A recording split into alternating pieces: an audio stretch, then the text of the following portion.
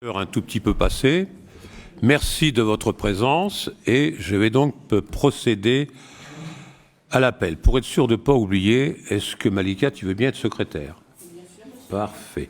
Très bien. Donc je vais commencer l'appel. Karine Bastier. Présente. Alain Comparot. Présent. Marie-Claude Gay. Présente. Jean-Raphaël Psessa, pouvoir à Madame Oisize. Anna de Almeida. Présente. Philippe Mouchard. Présent. Malika Oisize. Florent Votor. Laurine Daouyabel. Maximilienne Defont, qui vient juste d'arriver, présent. Je ne sais pas si je vais pouvoir parler jusqu'à la fin, mais enfin, on va essayer.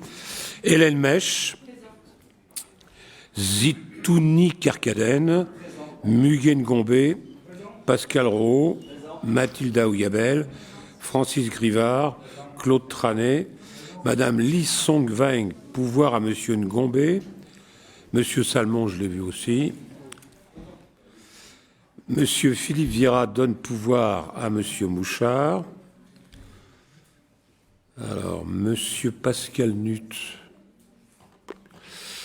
Madame Virginie André. Monsieur Abdarazak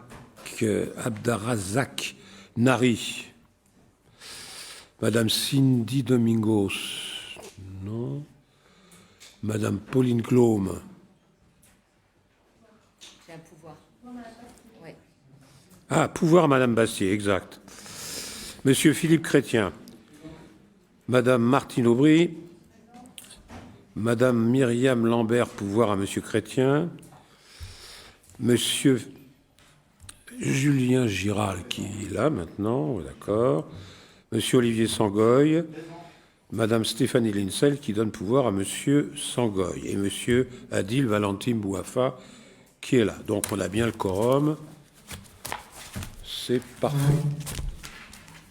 Donc tu es secrétaire, donc ça y est, on peut y aller, on peut commencer. Alors, le premier point, c'est l'approbation du procès-verbal du Conseil municipal du 13 mars. Est-ce qu'il y a des remarques ou des questions? Non. Qui est pour? Merci. Les décisions du maire, je vous rappelle qu'il n'y a pas de vote. Y a-t-il des questions ou des remarques? Non. Bon, ben alors donc, ça m'ennuie ce truc-là. Ah oui, j'ai oublié de vous dire qu'il y aura deux questions orales. Une question orale très courte, qui est le complément de ce qui avait déjà été posé au 13 mars, et puis une autre question orale qui sera posée par M. Sangoy en fin de réunion. Alors, nous passons à la première délibération, qui est l'affectation provisoire des résultats de la section de fonctionnement de l'exercice 2024. Merci, Monsieur le maire. La détermination des résultats s'effectue à la clôture de l'exercice au vu désormais du compte financier unique, ce qu'on appelle le CFU. Si le CFU fait apparaître une différence avec les montants reportés par anticipation, l'Assemblée délibérante procédera à leur régularisation et à la reprise du résultat dans la plus proche décision budgétaire suivant le vote du CFU et, en tout état de cause, avant la fin de l'exercice. La délibération d'affectation du résultat porte sur le seul résultat de la section de fonctionnement. L'excédent provisoire de la section de fonctionnement de 2024 s'élève à 1 980 583,08 € et est affecté de manière anticipée de la façon suivante. La couverture du besoin d'autofinancement de la section d'investissement, qui se compose d'une part du solde d'exécution brute d'investissement 2024 pour un montant de 174 606,5 € et du solde des reports d'investissement 2024 qui est négatif pour un montant de 1 485 373,20 €, ce qui nous fait un total négatif de 1 310 767,15 €.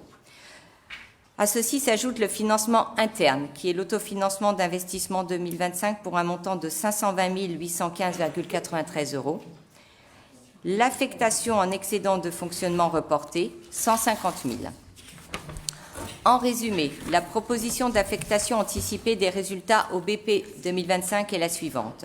Sur les 1 981 583,08 € d'excédent de fonctionnement, nous avons de l'investissement pour un montant de 1 831 583,08 € qui se décompose d'une couverture du déficit d'investissement reporté pour 1 310 767,15 € et de l'autofinancement des investissements de l'année 2025 pour un montant de 520 815,93 €.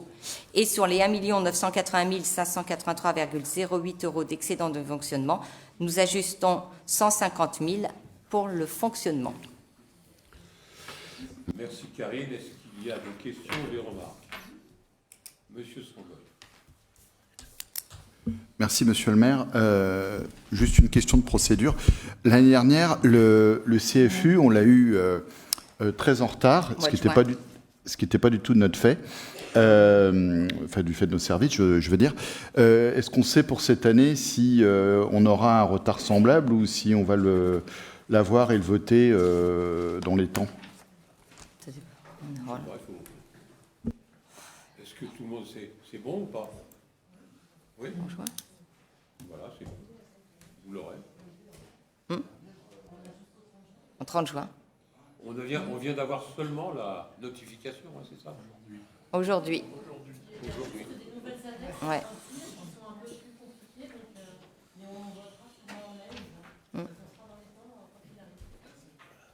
Voilà. Pas d'autres questions, pas d'autres remarques? Eh bien, qui est pour? Qui est contre? Parfait. Alors, nous passons ensuite à la deuxième délibération, qui est la mission en non-valeur de créances éteintes. Alors, à la demande du comptable public du service de gestion comptable de Créteil, la proposition est faite au conseil municipal de délibérer sur une créance éteinte. L'effacement de la dette prononcé par le juge s'impose à la collectivité créancière qui est tenue de le constater.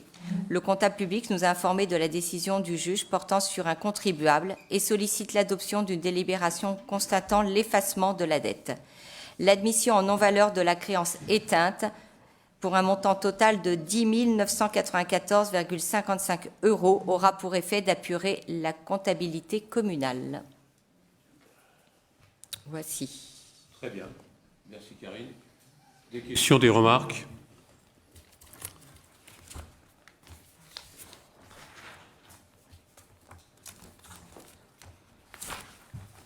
Merci. Des questions, des remarques? Non? Bon. Eh bien, on passe au vote. Qui est pour? Parfait, unanimité, merci. Alors, la délibération numéro 3, c'est toujours Karine, avec la demande de dotation de soutien d'investissement local 2025 des îles. Ça, c'est pas les îles, hein, on ne voyage pas, mais c'est la DSIL, dans le cadre du soutien des projets structurants des collectivités. Le 16 janvier 2025, la Direction de la citoyenneté et la légalité nous a informé sur l'éligibilité de la commune de la Quéambrie à la dotation de soutien à l'investissement local, le DESIL, pour l'année 2025. La proposition est faite de déposer un dossier de demande de subvention concernant les travaux suivants. D'une part, les travaux de construction d'un centre de loisirs et extension dans la restauration scolaire de l'école élémentaire Lamartine et d'autre part, des travaux de rénovation des menuiseries du hall de l'hôtel de ville.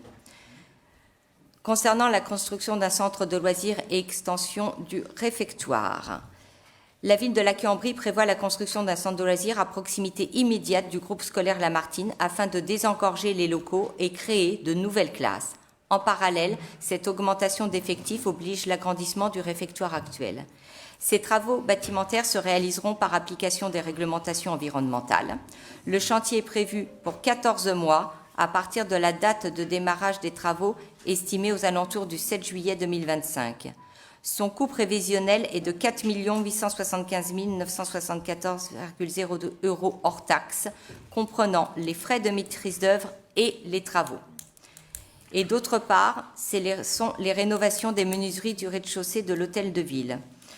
Donc une étude thermique a d'ores et déjà été menée sur les rez-de-chaussée du bâtiment où le changement complet des menuiseries, châssis et vitrages permettra un gain énergétique conséquent, mais aussi l'amélioration de l'accueil du public et des conditions de travail des agents occupant les lieux. Cette opération s'inscrit dans la volonté de réaliser des travaux de rénovation thermique et de favoriser la transition énergétique. Le chantier est prévu pour 5 semaines, à partir de la date du démarrage des travaux qui est estimé aux alentours du 2 juin 2025. Son coût prévisionnel est de 400 496 000 € hors taxes, comprenant les frais de maîtrise d'œuvre et les travaux. L'ensemble de ces opérations d'un montant global de 5 276 470,02 € hors taxes pourra être financé en partie par la DSIL 2025 qui est sollicitée à hauteur de 1 077 112,60 €. Merci. Des questions, des remarques? Pas de questions, pas de remarques. Qui est pour? Unanimité, merci. Alors, nous passons à la 4e, qui est, celle-là, délégation au maire de la décision en matière de gestion active de la dette. Il vaut mieux écouter bien la note explicative, parce que sinon, après, si on veut rentrer dans la délibération, ça va être compliqué. La présente délibération a pour objet de préciser les délégations de pouvoir accordées à Monsieur le maire en matière de gestion active de la dette. En vertu des dispositions de l'article L. 2122-22 alinéa 3 et 20 du CGCT, le maire peut recevoir délégation de son assemblée délibérante et dans les limites fixées par cette dernière pour procéder d'une part aux opérations financières utiles à la gestion des emprunts, y compris les opérations de couverture des risques de taux et de change et les opérations de refinancement. D'autre part, à la réalisation des emprunts destinés au financement des investissements prévus par le budget et aussi à la réalisation de la ligne de trésorerie. La circulaire Nord IOCB 101-5077-C du 25 juin 2010 relative aux produits financiers offerts aux collectivités territoriales et à leurs établissements publics locaux impose aux collectivités locales de mieux formaliser leur politique de gestion de la dette et de souscription d'emprunts nouveaux. Le maire ne peut plus bénéficier d'une délégation totale de renégociation d'emprunts et de souscription d'emprunts nouveaux. La délibération de délégation au maire de la décision en matière de gestion active de la dette doit être renouvelée chaque année et se structurer de la manière suivante. Premièrement, présenter la dette en la classant par catégorie de risque. Deuxièmement, préciser les caractéristiques des instruments de couverture et des produits de refinancement qui pourront être souscrits. Et dernièrement, préciser les caractéristiques des emprunts nouveaux qui pourront être souscrits et celles d'un financement à court terme. Merci Karine. Est-ce qu'il y a des questions?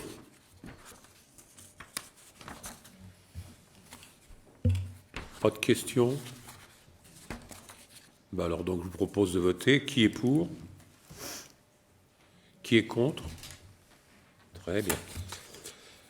Alors nous avons la 5e.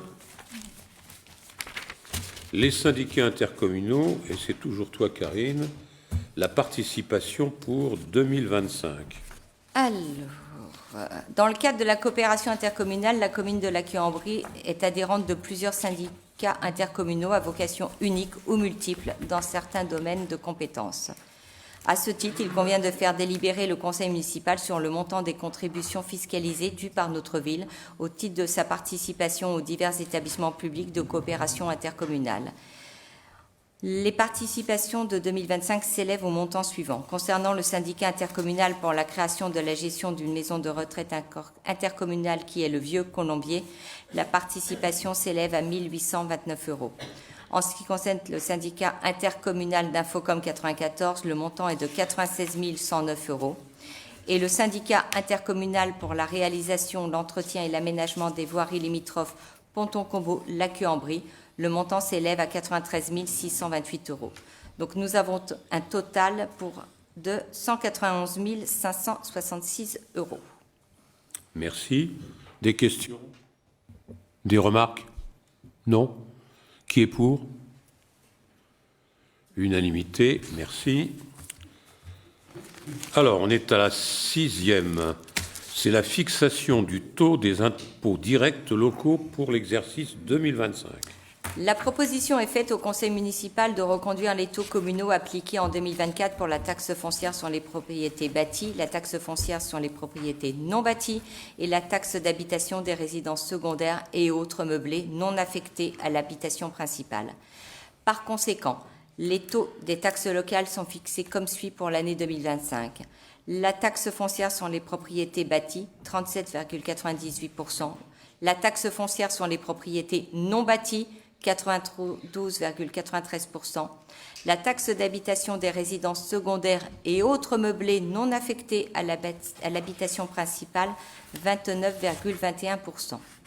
Le montant prévisionnel des impôts directs locaux s'élève à 11 578 833 € au budget primitif 2025. Cette estimation a été réalisée en fonction de la notification des bases fiscales prévisionnelles des 3 taxes communiquées par les services de la DGFiP en date du 13 mars 2025. Avez-vous des questions? Oui. Alors, allez-y. C'est pas vraiment une question, monsieur le maire, c'est une explication de vote. Donc, si quelqu'un a une question avant, je sais pas. Ben, comment? Oui, vous pouvez expliquer votre vote. Hein, on le connaît, mais vous pouvez l'expliquer. Hein. Ah, d'après vous, c'est quoi? Oh, ben, Que pensez-vous qu'on allait voter, monsieur le maire? c'est comme d'habitude. Je crois pas. Ah bon? Ah bah très bien alors. C'est parfait. Il me semble que l'année dernière, on a voté contre parce qu'on aurait souhaité revenir au taux des années précédentes. C'est ça. Hein, alors cette année, nous allons nous abstenir parce que d'un côté, les taux n'augmentent pas et voilà. Donc, on tient compte de cet élément, mais en même temps, effectivement, nous continuons à penser, compte tenu de ce qu'on va expliquer après, sur l'analyse du budget proprement dit, que l'augmentation d'il y a 2 ans n'était pas nécessaire, donc on ne va pas non plus voter pour. Donc, on s'abstient. Voilà. Madame Aubry.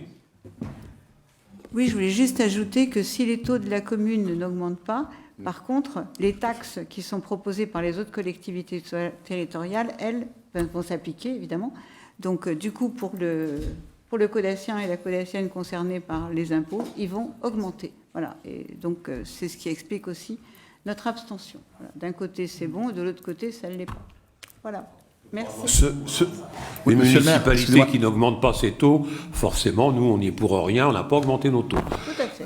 Voilà. C'est notre position. Ce d'autant plus, monsieur le maire, que les bases, elles, comme chaque année, augmentent, et cette année particulièrement. Donc voilà, c'est pour abonder dans ce que vient de dire madame Aubry. Merci. Chez nous, c'est ça.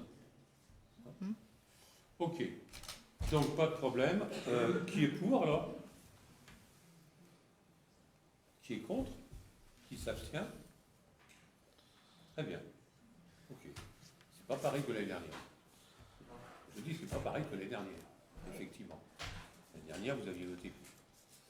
Donc, mais c'est... Alors, nous sommes maintenant sur la partie la plus longue, c'est-à-dire le vote du budget primitif 2025. Est-ce que tu vois un petit... Oui, on va boire un petit peu d'eau. C'est préférable parce que là, on a un petit moment. On y va. Le vote du budget primitif 2025 s'inscrit dans le cadre des orientations budgétaires présentées lors du conseil municipal qui a eu lieu le 13 mars 2025. Le projet du budget primitif s'équilibre de manière globale au niveau des sections de fonctionnement et d'investissement, comme suit. Concernant la section de fonctionnement, en dépenses et en recettes, nous avons un montant de 19 793 178 000 €. En section d'investissement, en dépenses et en recettes, nous avons un montant de 12 718 351,56 €. Concernant donc les dépenses, nous avons un total de 32 511 529,56 € que nous avons idem en recettes. Concernant la section de fonctionnement, le budget primitif 2025 s'équilibre en dépenses et en recettes à hauteur de 19 793 178 000 €. Les recettes. L'évolution globale des recettes est de plus 1,33% par rapport au BP 2024, soit une augmentation de 258 000. Les dotations et les compensations. À ce jour, aucune dotation n'a encore été notifiée. La dotation forfaitaire, la DGF, a été estimée à 1 340 000 et baisserait de 0,9% par rapport à 2024. La dotation de solidarité urbaine, la DSU, a été prévue à hauteur de 396 000 et augmenterait de 4,8% par rapport à 2024. La dotation nationale de péréquation, la DNP, a été estimée à 61 000 € et baisserait de 8,7% par rapport à 2024. Le Fonds de solidarité des communes de la région d'Île-de-France, le FSRIF, est prévu à hauteur de 554 000 € et serait en baisse de 4,5% par rapport à 2024. Quant aux compensations fiscales, celles-ci ont été notifiées à hauteur de 27 000 €, plus 5 000 € par rapport à 2024. Les subventions et les participations. Il est proposé de fixer le montant de subvention à 1 196 000 €, soit une baisse de 110 000 € par rapport au BP 2024. Cette baisse s'explique par un réajustement des subventions de la CAF par rapport au réalisé 2024. Les redevances des usagers et autres produits du domaine. Les produits sont prévus à hauteur de 1 396 000 pour les usagers, plus 52 000 € par rapport au BP 2024, et à 336 000 € pour les produits de gestion courante, plus 14 000 € par rapport au BP 2024.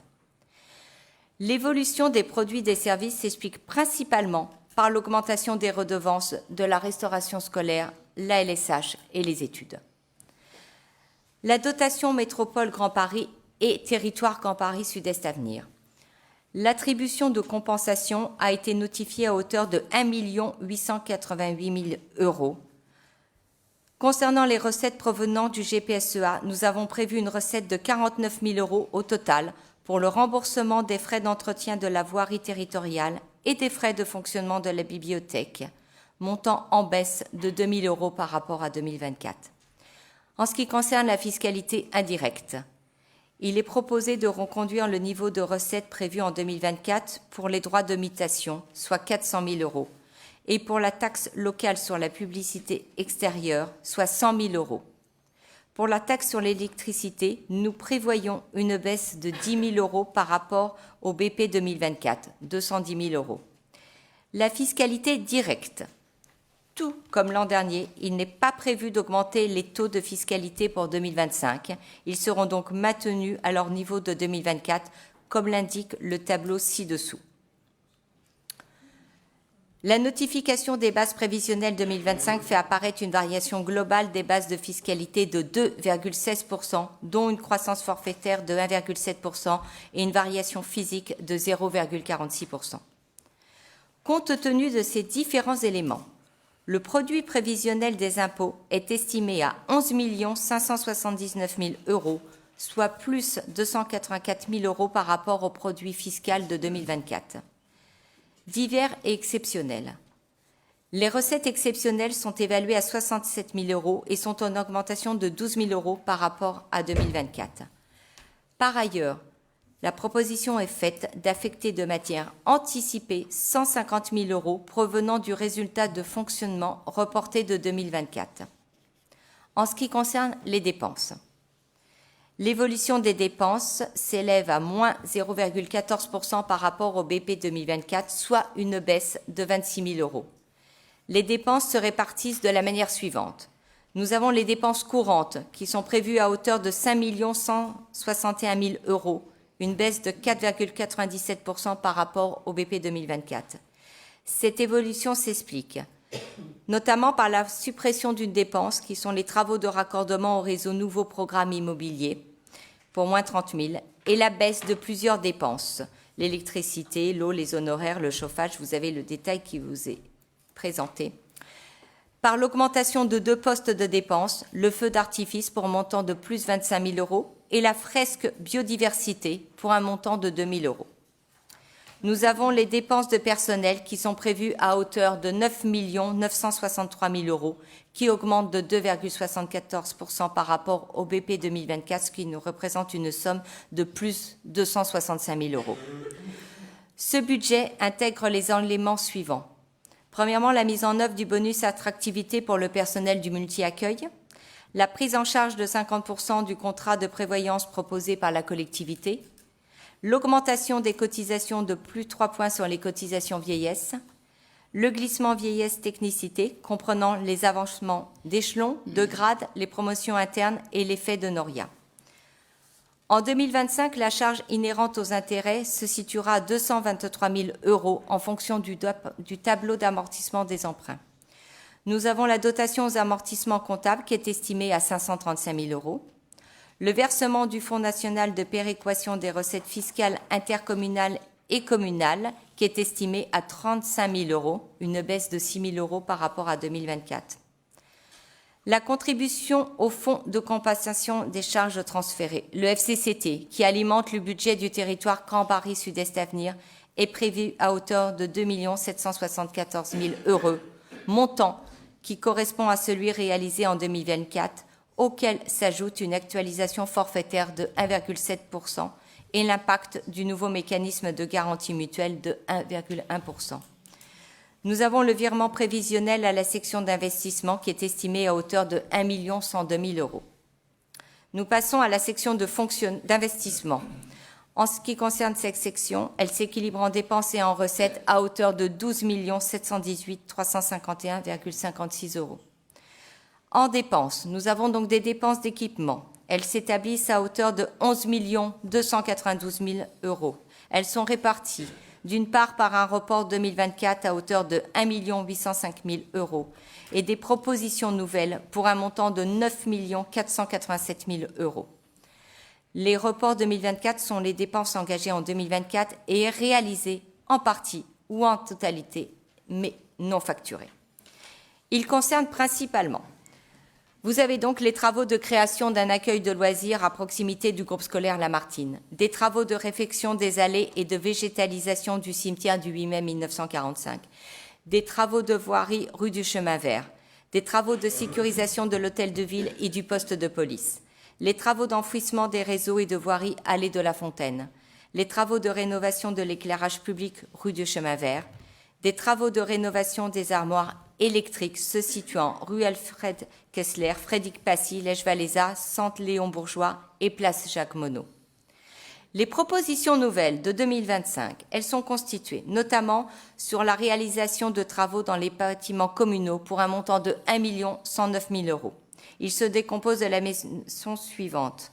Vous avez des travaux dans l'hôtel de ville pour un montant de 419 000, des travaux dans les écoles maternelles pour un montant de 243 000, dans les écoles élémentaires 21 000, les travaux dans l'école de musique 208 000, des travaux dans les équipements sportifs 88 000, les travaux dans la MPT 20 000, des travaux dans le multi-accueil 52 000, les travaux dans les logements communaux 13 000 et divers travaux pour un montant de 45 000.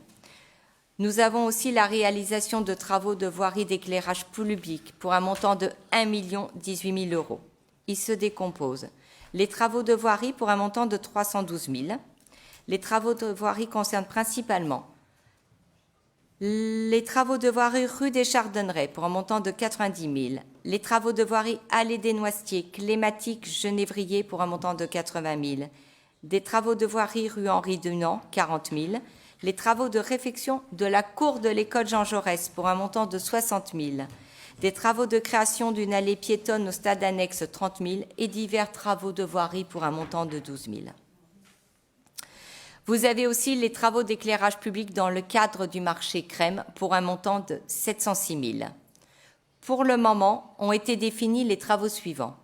Les travaux de rénovation de l'éclairage public rue du Noyer de Segonzac pour un montant de 301 000, et rue du 8 mai pour un montant de 185 000, rue des Chardonnerets pour un montant de 136 000, le parking élémentaire Jeanzet 44 000 et divers travaux d'éclairage public pour un montant de 40 000. Nous avons aussi l'acquisition de matériel, de mobilier, véhicules et logiciels pour un montant de 1 034 000 €, dont l'acquisition de matériel pour le service informatique et téléphonie pour un montant de 365 000 €, l'acquisition de matériel pour les services techniques pour un montant de 364 000 €, l'acquisition de matériel pour les écoles, accueil de loisirs et restauration scolaire pour un montant de 142 000 €, l'acquisition de matériel et de mobilier pour le multi-accueil et le RPE pour un montant de 32 000 €, l'acquisition de matériel pour la DELVA, 30 000 € et des autres services pour un montant de 101 000 €. Vous avez aussi l'opération Lamartine, donc qui est la construction du nouveau ALSH pour un montant de 5 500 000 €.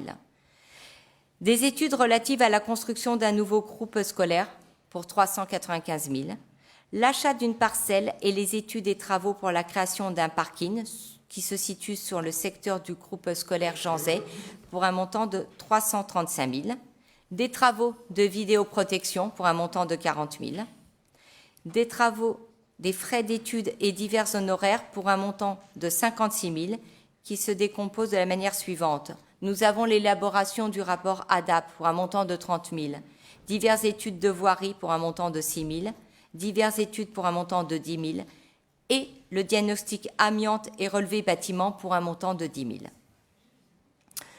Nous avons le remboursement du capital de la dette et opérations financières.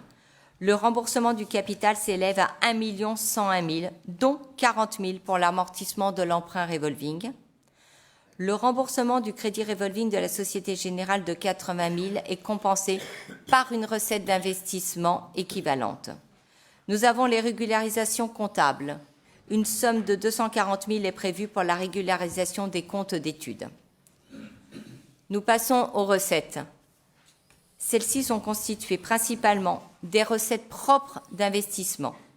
Nous avons donc le fonds de compensation pour la taxe sur la valeur ajoutée 2025 qui est prévu à hauteur de 285 000 € en fonction des dépenses d'équipement brut de l'année 2023 et du taux de remboursement en vigueur. Nous avons la taxe d'aménagement communal qui est estimée à 50 000 €. L'affectation provisoire du résultat de fonctionnement de l'année 2024 d'un montant de 1 832 000 €. Nous avons des subventions d'un montant total de 829 000 €, dont 130 000 € qui sont du report et constituées principalement par une subvention de 100 000 € correspondant au solde du contrat d'aménagement régional pour les travaux de création d'un parc de l'impressionnisme, des subventions à hauteur de 698 000 € de la CAF, notamment 675 000 € pour les travaux de création d'un accueil de loisirs à proximité du groupe scolaire Lamartine. Nous avons aussi des subventions de la région Île-de-France à hauteur de 25 000 € pour la plantation d'arbres, la rénovation énergétique des bâtiments et les aménagements pour les moutons. Une cession de 81 000 € correspondant à la vente d'une parcelle au syndicat des voiries de la Cuambrie-Pontocobo. La dotation d'équipement des territoires ruraux, la dotation de soutien à l'investissement local qui sont estimées à 228 000 €, dont 188 000 € de report pour la DSIN 2024, qui est estimée à 100 000 €, la DETR 2023, 23 000 € et la DETR 2024 pour un montant de 65 000 €. Nous avons aussi des amortissements comptables qui sont estimés à hauteur de 535 000 €. Une somme de 240 000 € est prévue pour la régularisation des comptes d'études. L'excédent d'investissement reporté de 2024 d'un montant de 175 000 €. Le virement prévisionnel de la section de fonctionnement qui est estimé à 1 102 000 €. Nous avons aussi de l'emprunt. En 2025, le besoin d'emprunt est estimé à 7 257 000 €. Une somme de 80 000 € est prévue pour la mobilisation de l'emprunt revolving de la Société Générale. En synthèse, les propositions budgétaires 2025 se définissent dans leurs grandes lignes par des dépenses de fonctionnement de moins 0,14% qui sont de moins 26 000 €, des recettes de fonctionnement plus 1,33% qui sont estimées à plus 258 000 €, le maintien des taux des impôts locaux, une dépense nouvelle d'équipement pour un montant de 9 487 000 €, de l'emprunt pour un montant de 7 257 000 et un endettement à hauteur de 6 156 000. Voici, Monsieur le maire. C'est moi qui te remercie. Avant de vous passer la parole pour les questions éventuelles, je voudrais simplement rectifier une petite erreur.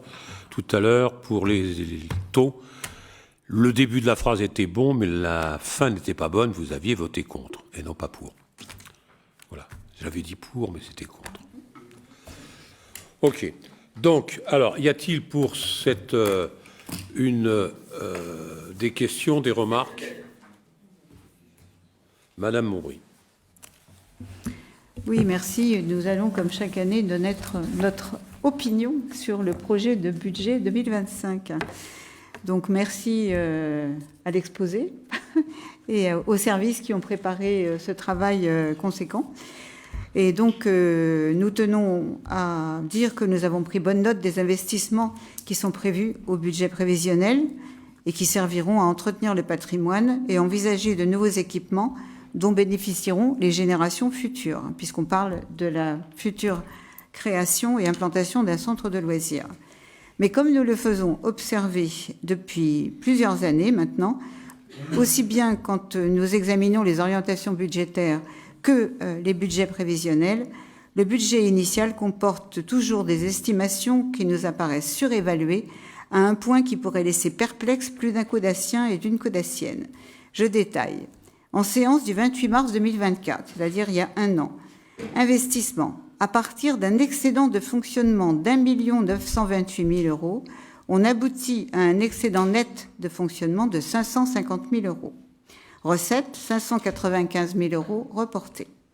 Séance d'aujourd'hui, 3 avril 2025, investissement. À partir d'un excédent de fonctionnement de 1 832 000, on aboutit à un excédent net de 150 000 € et des recettes, 320 000 € reportés. Nous appelons ça, nous, dans notre langage, un cagnotage. Et nous estimons que ce cagnotage ne bénéficie pas à la vie au quotidien des habitants de notre commune, lesquels, même si vous n'augmentez pas les impôts cette année, verront le poids de la fiscalité, j'en ai parlé tout à l'heure, augmenter et gréver leur budget. Et pour rappel, ça s'accumule au fait qu'en 2023, c'était 9,1% de plus auxquels vient s'ajouter chaque année les augmentations dont vous êtes dûment informés. Voilà, donc les actions que nous aimerions voir au budget prévisionnel et qui concernent directement les habitants. En matière d'écologie, trop peu. Lutter, je donne quelques exemples, plus efficacement contre la déperdition énergétique dans tous les bâtiments communaux, notamment dans les écoles. Investir davantage dans les énergies renouvelables. Mettre en place des actions d'économie circulaire. Mieux relier entre elles les pistes cyclables. Adapter la gestion de nos nombreux espaces verts à partir d'une meilleure connaissance de la diversité des espèces.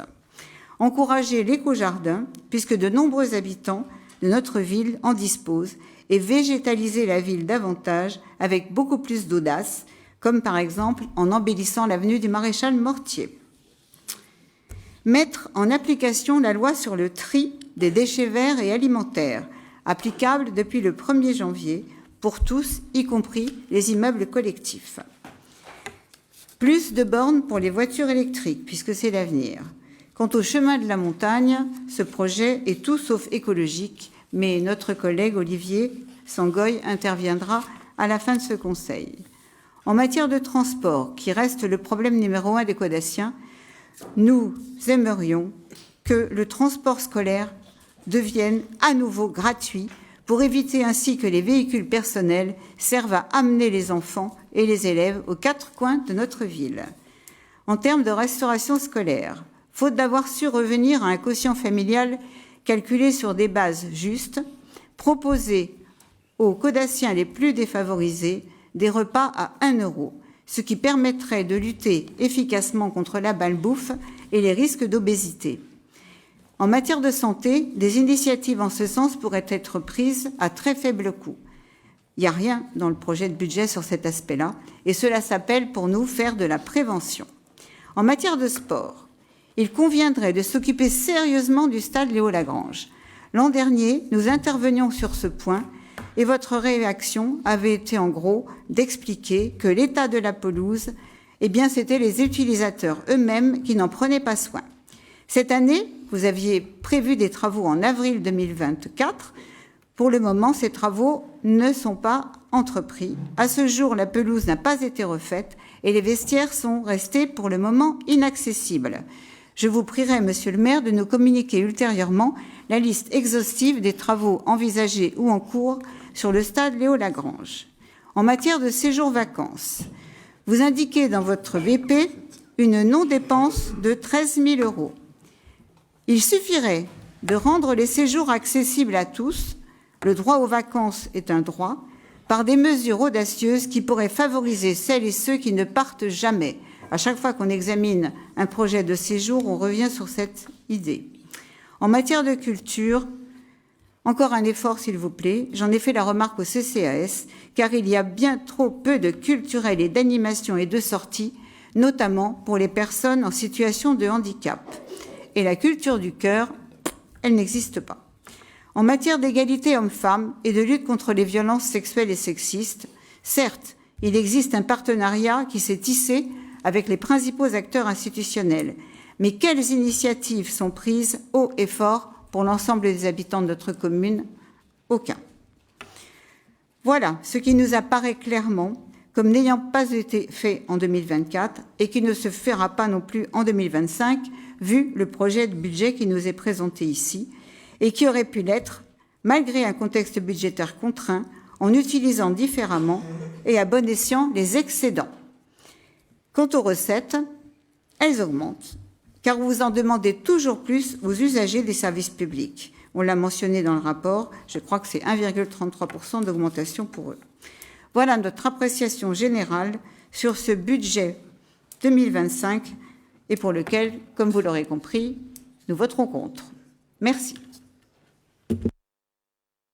Merci, Madame Aubry. Est-ce qu'il y a des gens qui veulent faire des réponses? Quelques-unes. En ce qui concerne les violences faites aux femmes, Madame Aubry, on travaille très bien avec l'association Tremplin 94 qui fait ses permanences ici. Et je peux vous dire que les violences faites aux femmes, elles sont redirigées en tous les cas vers le secteur de la DHLV au département où on les sort d'où elles sont et on les met à l'abri là-dessus. Donc Tremplin 94 a sa permanence au sein de la mairie. Et donc toutes ces questions-là sont traitées en tous les cas et elles sont mises à l'abri. En ce qui concerne les rapports égalité femmes-hommes, qu'est-ce que vous entendez? On n'est pas soumis en tant que collectivité à vous présenter un rapport. On n'a pas de toute façon le nombre d'habitants suffisant. Je n'ai pas tout à fait compris la dernière phrase, mais ce n'est pas grave. L'important, c'est de noter que dans le cadre du budget, il n'apparaît rien sur cette question, rien du tout. J'ai bien mentionné que les partenaires institutionnels... Tremplin 94, vous l'avez sur le Tremplin 94, vous l'avez sur le budget du CCAS. Vous allez le délibérer, ça fait partie effectivement des subventions qui sont allouées lors du budget du CCAS. D'accord, mais enfin, on comprendra bien que mon intervention n'est pas de mettre en cause le fait qu'on soutienne une association. Ma problématique à moi, c'est qu'il n'y a pas d'action forte et visible tout au long de l'année sur cette question. Voilà, c'est tout.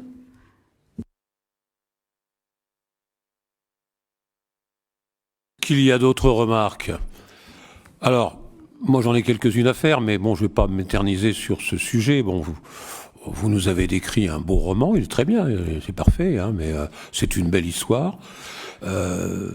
Si vous regardez bien à travers les lignes, il y a beaucoup de choses que vous avez évoquées et qui figurent, notamment dans tout ce qui concerne l'écologie. Il y a beaucoup d'éléments qui sont écrits, mais qui ne sont pas isolés, mais écrits, donc on le retrouve facilement.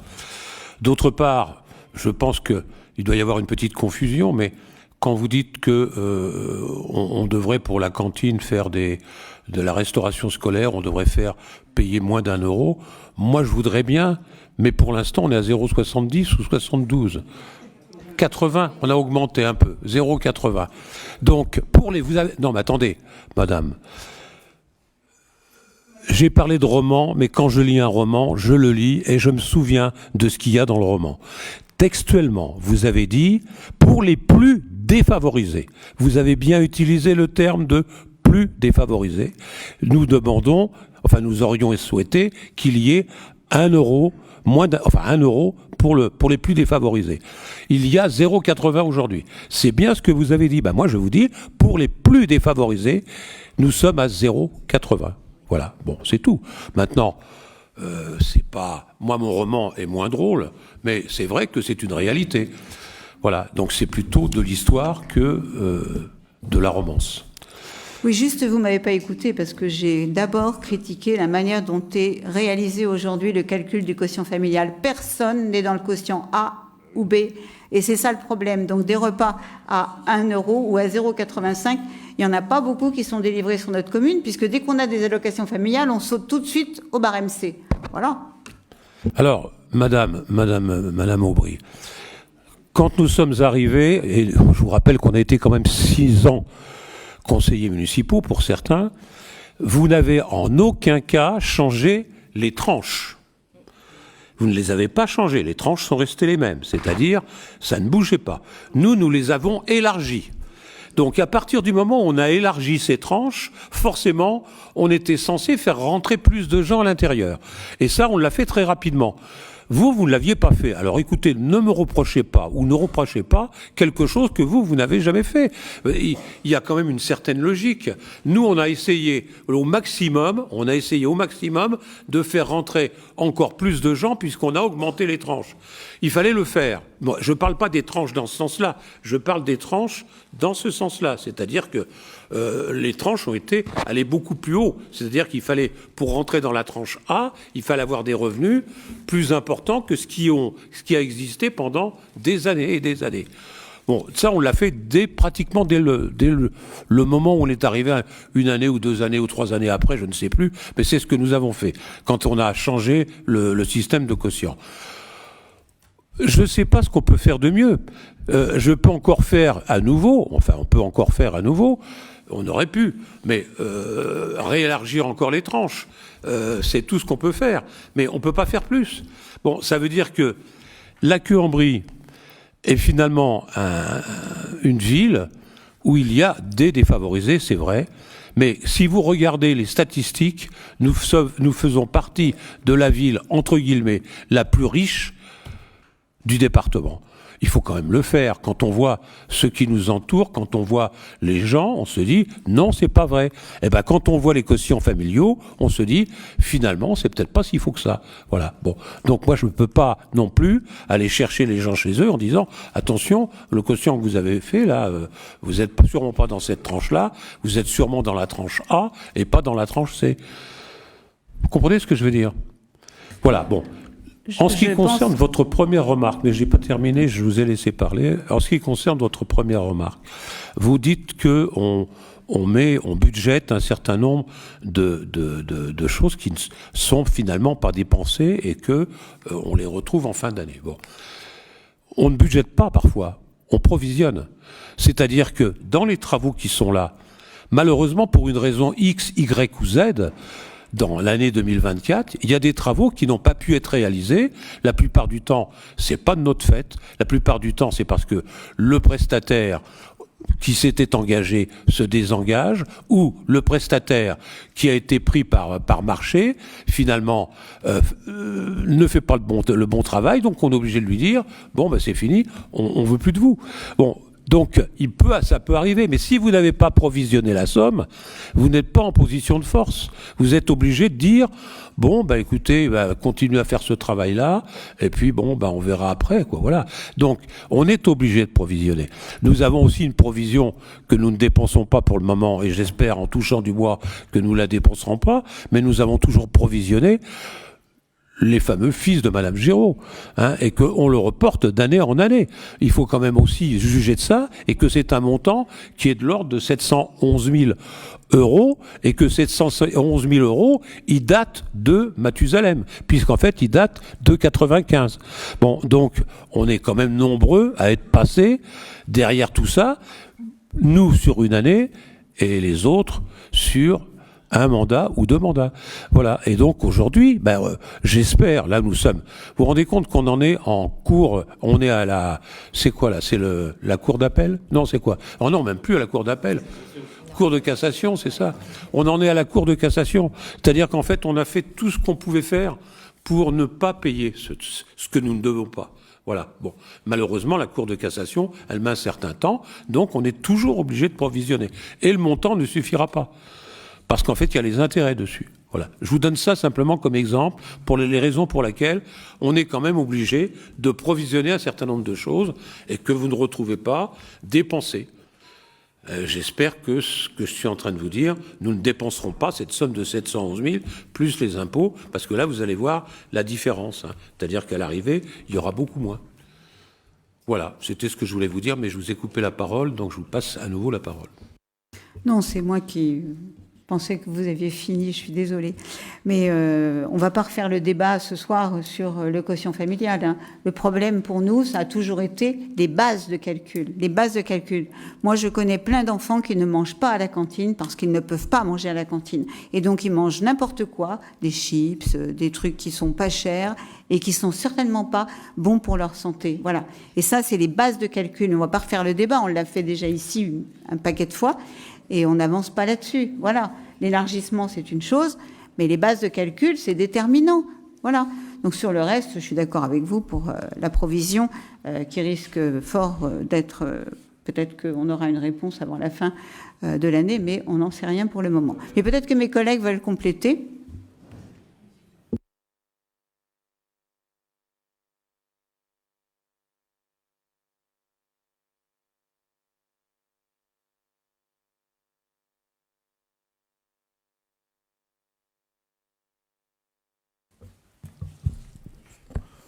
Oui. Oui, en deux mots, pour que tout le monde comprenne bien l'histoire des bases de calcul. Je ne vais pas faire toute mon intervention là-dessus, hein, je vous rassure. Lorsqu'on avait voté la nouvelle formule, enfin, quand vous aviez voté la nouvelle formule, nous, on était contre. Vous avez intégré toutes les prestations sociales, y compris le RSA, et quelque part, ça neutralisait l'élargissement des bases, et sans ça, ça nous aurait évidemment parfaitement convenu. J'avais une question, monsieur le maire, c'est réellement une question. C'est par rapport aux études relatives à la construction d'un nouveau groupe scolaire pour 995 000 euros, vu qu'il s'agit éventuellement d'un groupe scolaire qui serait, si on en croit le PLU, donc sur la partie, je sais plus quelles sont les lettres, enfin peu importe, une petite tranche sur la propriété de l'IN où il serait possible de construire un équipement public. Vu que si ça se faisait, il faudrait acheter à l'hôpital ce terrain, est-ce qu'on pourrait profiter éventuellement de l'étude pour envisager, je dis pas que c'est ça qu'il faut faire, hein, je parle d'envisager les avantages, les inconvénients, de plutôt faire ce groupe scolaire, s'il est nécessaire, sur le chemin de la montagne, vu que là, si j'ai bien compris ce que j'ai entendu hier soir, hier soir il y avait le conseil de territoire, voilà, il y avait le chemin de la montagne à l'ordre du jour, on acquiert du terrain. Donc éventuellement, est-ce qu'il n'y aurait pas la place de mettre à cet endroit-là le groupe scolaire et ainsi faire l'économie de l'achat du terrain, de la propriété et de l'IN. Je ne sais absolument pas, en parlant comme ça, si c'est ce qu'il faut faire. C'est juste pour profiter de l'étude, pour envisager ce scénario. Est-ce que ça peut s'envisager ? Il y en a qui font des romans et vous faites des sauts. C'est-à-dire que vous passez d'un point à un autre, comme ça, pour caser ce que vous aviez à dire, qui, à mon avis, est quand même assez hors sujet par rapport à la délibération en cours, tout au moins le budget. En ce qui concerne les 380 et quelque chose, ça fait partie de ce que je vous disais tout à l'heure.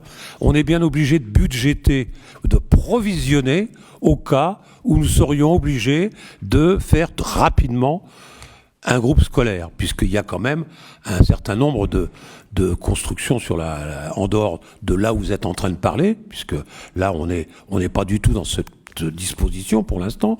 Donc il fallait bien qu'on ait une provision. Bon, ça ne veut pas dire que cette provision, vous n'allez pas la retrouver plus tard, parce que effectivement, on n'en aura peut-être pas besoin. Les 395 000 euros, peut-être qu'ils ne seront pas dépensés. Mais si vous ne les mettez pas, eh bien ça va encore faire traîner les choses et on ne pourra pas faire ces études. Voilà. Donc c'est une réponse complémentaire à ce qu'a dit Madame Aubry tout à l'heure. Voilà. Et je vous remercie de m'avoir permis de la faire. Y a-t-il d'autres questions, d'autres remarques? Monsieur Crogoy. Extrêmement rapidement, c'est en réaction à ce que vous venez de dire. Est-ce qu'il y a d'autres points qui sont cités dans toute la liste que nous a gentiment donnée Madame Bastier? Est-ce qu'il y a d'autres points qui relèvent plus, on va dire, de la provision que de ce que vous comptez réellement faire, qu'on le sache, qu'on ait un peu une visibilité? Voilà. Il n'y a pas d'autre point, parce qu'en fait, ce qui est souvent provisionné, ce sont les études. Les travaux, ça vient après. Les travaux, non, ils ne sont pas provisionnés. Pas du tout. Ils sont provisionnés, mais on a vraiment l'intention de les faire. Voilà. C'est pas une fausse dépense.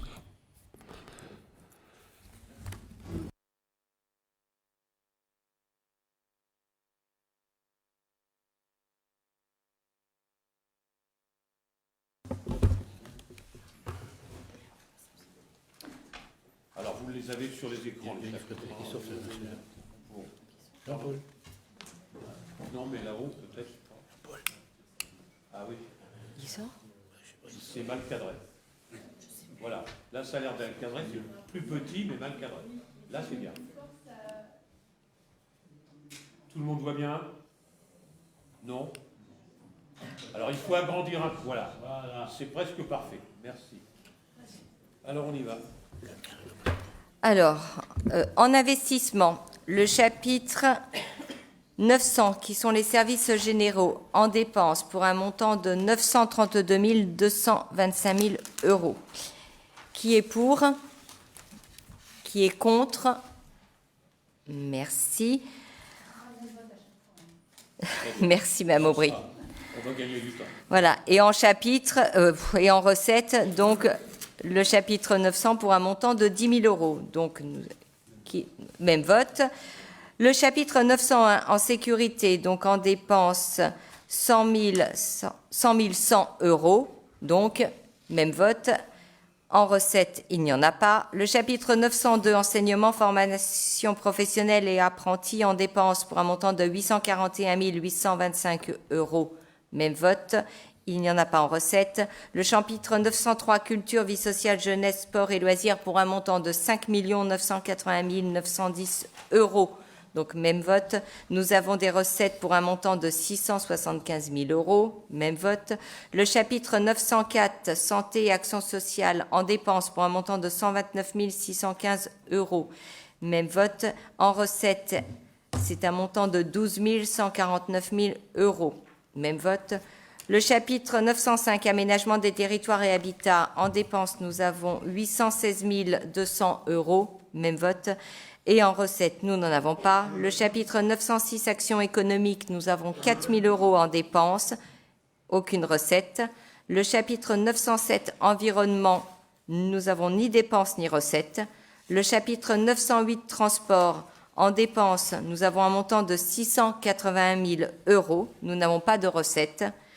Chapitre 921, taxes non affectées, nous n'avons aucune dépense. Par contre, nous avons des recettes pour un montant de 50 000 €. Même vote. Le chapitre 902, dotation et participation, nous n'avons pas de dépenses. Et nous avons des recettes pour un montant de 2 176 583,08 €. Nous avons donc un chapitre 923, dettes et autres opérations financières en dépenses pour un montant de 1 145 000 €. Et en recettes, nous avons 7 302 435,07 €.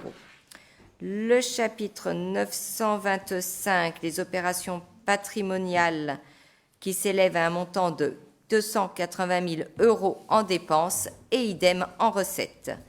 Le chapitre 926, transfert entre sections, nous n'avons aucune dépense et nous avons des recettes pour un montant de 535 000 €.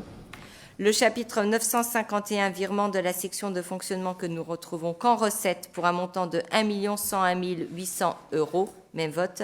Et le chapitre 954 des produits de cession que nous retrouvons qu'en recettes pour un montant de 81 675 000 euros.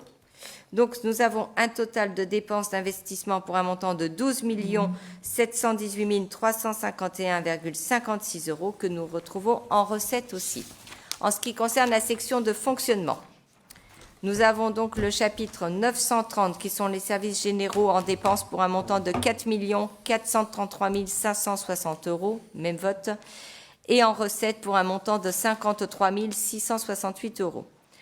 Le chapitre 931 sécurité pour une dépense de 1 270 496 euros et en recettes nous avons un montant de 500 euros, même vote. Le chapitre 932 enseignement, formation professionnelle et apprentissage, nous avons des dépenses pour un montant de 3 278 100 euros et des recettes pour un montant de 635 200 euros, même vote. Le chapitre 933, culture, vie sociale, jeunesse, sport et loisirs, en dépenses, nous avons un montant de 2 651 740 euros et en recettes, un montant de 665 800 euros, même vote. Chapitre 934, santé et action sociale, nous avons des dépenses pour un montant de 2 532 180 euros et des recettes pour un montant de 1 230 400 000 euros, même vote. Le chapitre 935, aménagement des territoires et habitat, nous avons des dépenses pour un montant de 674 840 euros et en recettes, un montant de 570 500 euros. Même vote. Le chapitre 936, action économique, nous avons des dépenses pour un montant de 75 410 euros, même vote. Nous n'avons aucune recette. Le chapitre 937, environnement, nous avons donc des dépenses pour un montant de 36 300 euros. Nous n'avons pas de recette. Le chapitre 938, les transports en dépenses, nous avons un montant de 171 240 euros et nous avons des recettes pour un montant de 84 367 euros. Même vote.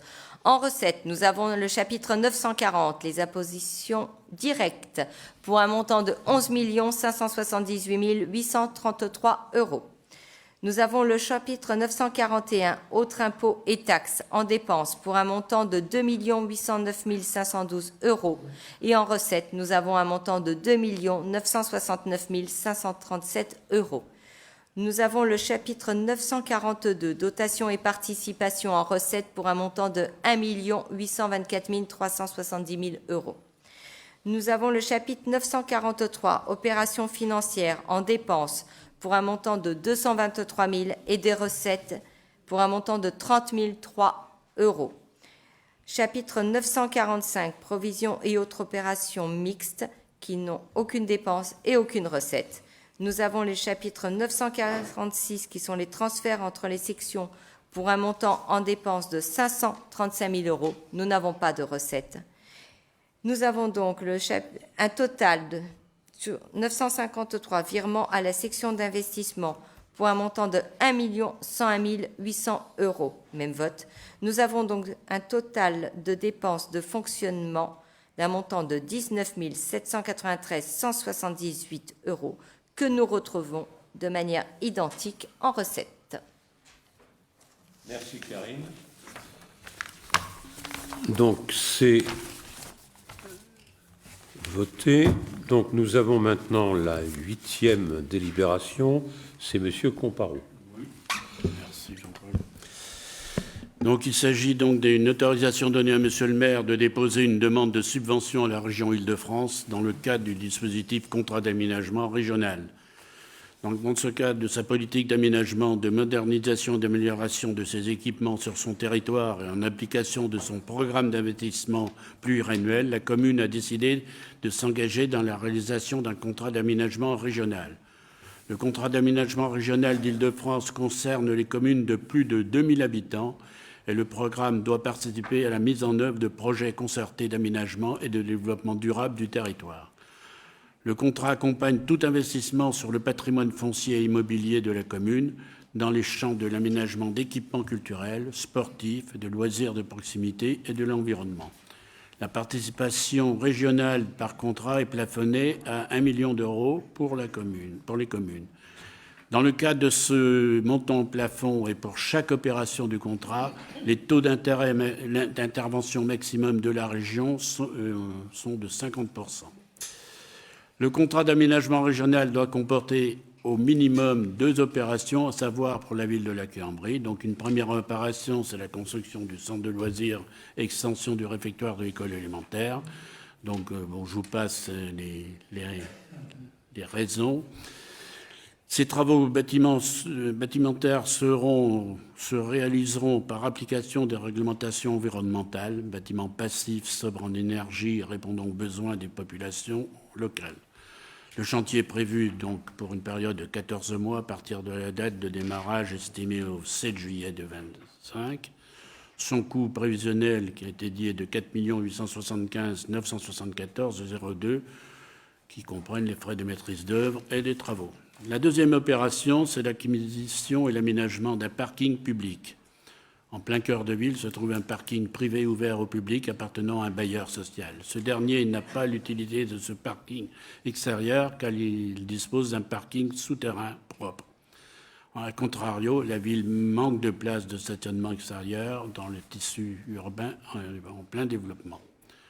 Le projet consiste à acquérir cet espace donnant l'occasion d'effectuer des travaux d'aménagement comprenant des objectifs suivants.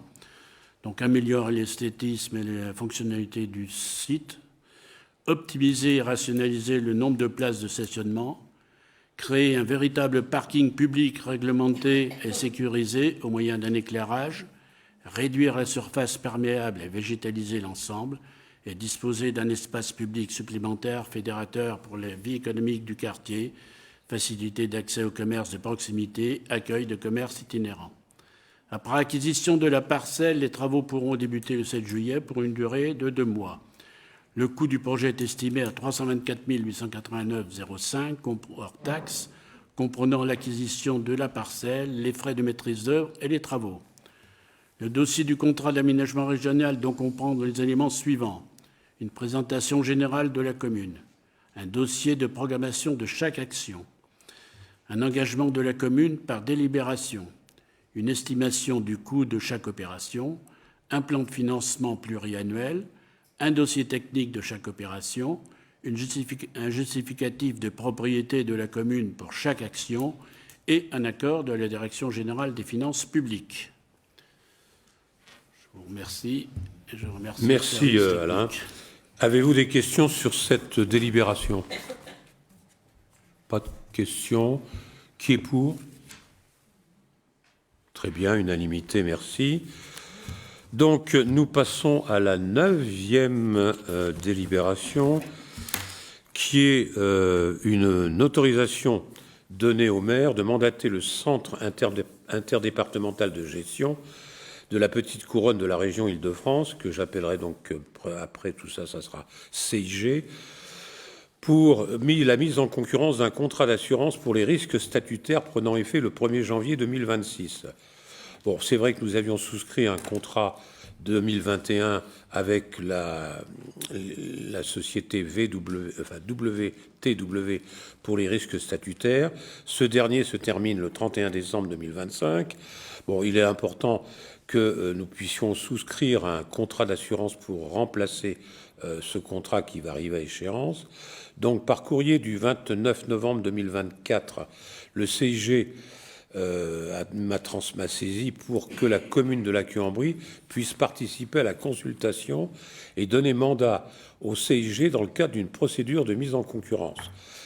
Bon, ce contrat d'assurance serait, pour les risques statutaires, serait souscrit par le CIG, lui aussi, qui arrive à son terme en 2025. Le CIG va donc s'engager, conformément aux dispositions du Code des marchés publics, de faire une procédure de mise en concurrence pour un nouveau mandat qui prendra effet au 1er janvier 2026. Alors, il y a des contraintes pour rejoindre ce futur mandat. Chaque collectivité, établissement intéressé doit retourner au CIG un bulletin réponse où la commune indique si elle envisage de participer à cette démarche et les garanties pour lesquelles elle souhaite avoir une proposition de taux et l'état statistique correspondant aux risques que la commune souhaite couvrir. Ces documents seront transmis ont été transmis le 14 mars 2025 au CIG, et on leur a dit qu'on allait délibérer sur ce point. Cette délibération déléguant la consultation pour l'étude de garantie sera transmise dès délibération du conseil municipal. À titre de précision, le mandat donné à CIG ne préjuge en aucun cas de l'adhésion finale de la commune de la Queue-en-Brie d'adhérer au contrat si les conditions ne convenaient pas à notre collectivité. Alors, ces conventions sont censées et devront couvrir surtout tout ou partie des risques suivants. Alors, il y a deux grandes catégories. Il y a les agents affiliés à la CNRACL, donc ça couvrira pour les décès, les accidents de service, les maladies professionnelles, les maladies ordinaires, les longues maladies, les maladies de longue durée, la maternité, la paternité, l'adoption, les disponibilités d'office, l'invalidité. Pour ceux qui ne sont pas affiliés à la CNRACL,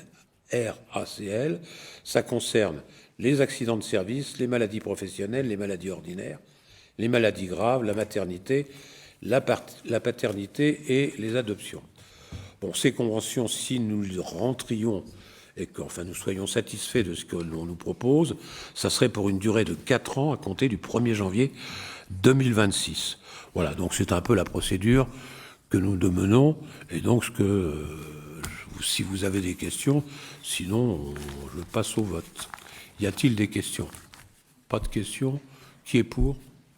Très bien. Alors là, je vais essayer d'aller aussi assez vite, puisque la commission finances, on m'a dit qu'il fallait que je fasse vite. Alors, donc c'est le taux de rémunération des heures supplémentaires effectuées par certains enseignants pour le compte des collectivités territoriales.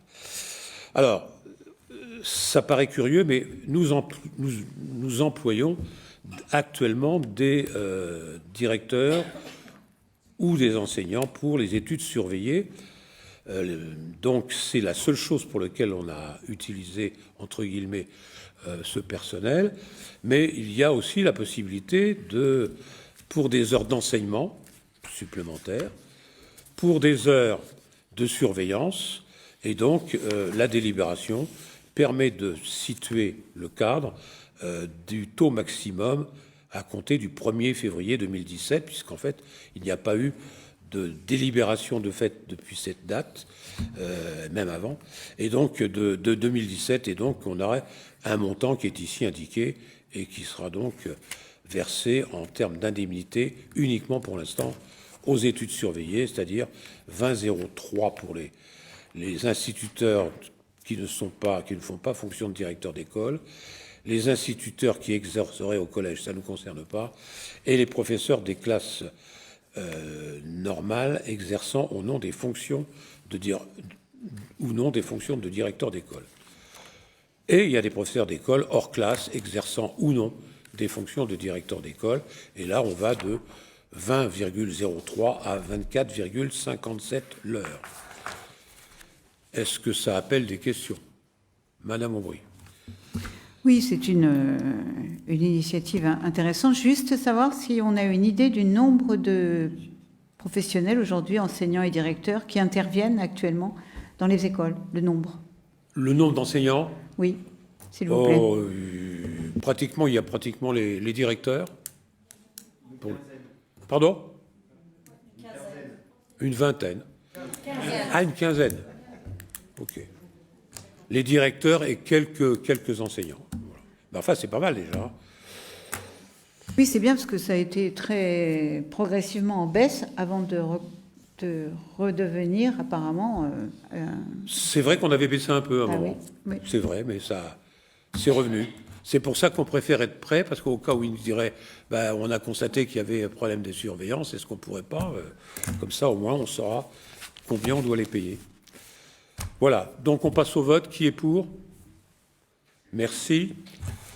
Alors, Madame Guay, les subventions municipales aux associations et organismes pour l'année 2025.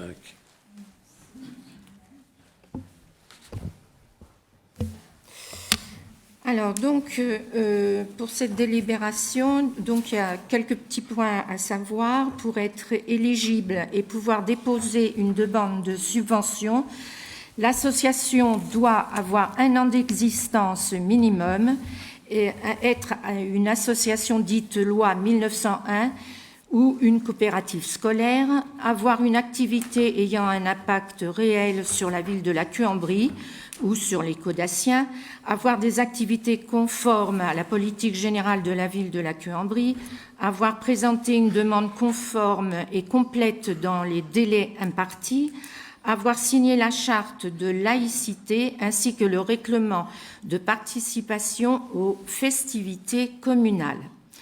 Le dossier de subvention intègre d'une part des renseignements relatifs à l'association, un bilan comptable de l'année 2024 et un bilan prévisionnel 2025, un autre bilan d'activité 2024 et ainsi que les projets pour l'année 2025. Les associations avaient jusqu'au vendredi 24 janvier 2025 à 16h30 pour remettre en main propre au guichet unique ou par mail un dossier complet à la direction des événements, l'ADELVA. Une preuve de dépôt leur a été envoyée ou remise directement lors du dépôt du dossier. Alors, au niveau du budget primitif 2025, la commune a inscrit un crédit de 75 000 €. La Commission propose également d'octroyer une subvention à une association en fonction de plusieurs critères. Le montant demandé, les résultats annuels de l'association de l'année N-1, l'intérêt public local, les projets 2025, les spécificités des adhérents, notamment sur le nombre d'adhérents, caudassiens ou non, et les tranches d'âge concernées. La mise à disposition ponctuelle ou récurrente de moyens matériels, de moyens humains, d'espaces de stockage ou de créneaux dans les salles municipales. Alors ensuite, vous avez bien la liste des associations qui ont donc une subvention cette année.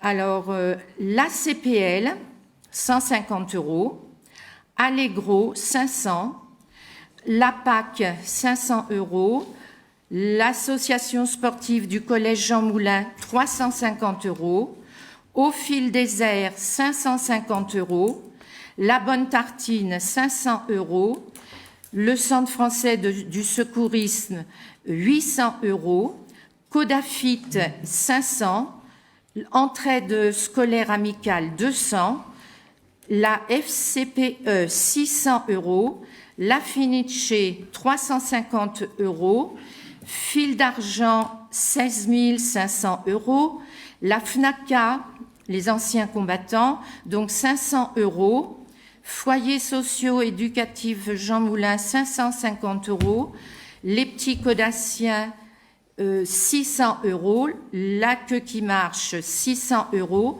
le Secours catholique, 300 €, le Secours populaire, 300 €, Turbulence, 400 €, l'UNC, la deuxième association des anciens combattants, donc 500 €, Yoga Club, 200 €, Yototi, 300 €, Un Bouchon, une Espérance, 300 €, Saint-Vincent-de-Paul, 300 € et Trotte autrement, 300 €. Donc ça donne un total de 26 650 €. Alors, en fonction de ces éléments, le montant des subventions municipales prévues en faveur de ces associations, donc, comme je le disais, donc, se monte à 26 650. La deuxième partie de la délibération concerne le versement de subventions municipales aux organismes, établissements et autres associations pour l'année 2025. Alors, on en a 3. La subvention versée au CCAS, qui est de 125 000 € au chapitre 934. La subvention versée à la Caisse des écoles, qui est de 13 000 € au chapitre 932. Et puis la troisième, la subvention versée à l'Association municipale des agents communaux, qui est de 10 000 €, donc au chapitre 930. Merci Marie-Claude. Est-ce qu'il y a des questions, des remarques?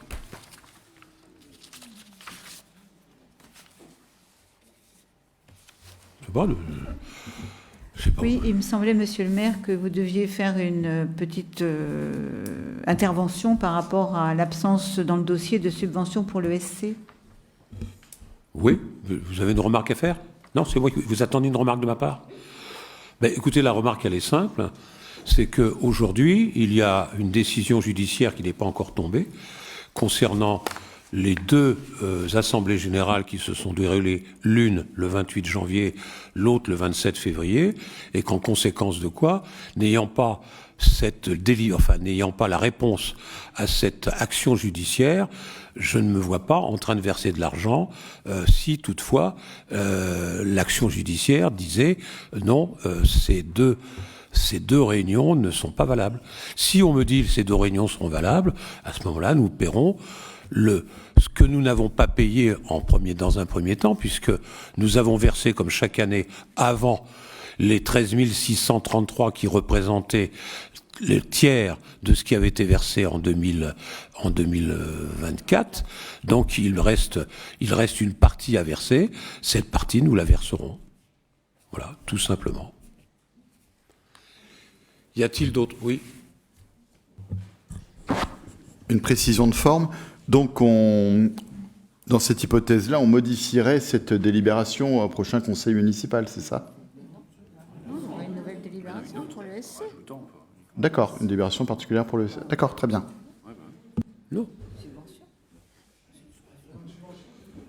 De toute façon, comme vous le voyez, Madame Aubry, il y a au budget primitif 2025 75 000 euros de budgété, dont une certaine somme provisionnée. Voilà.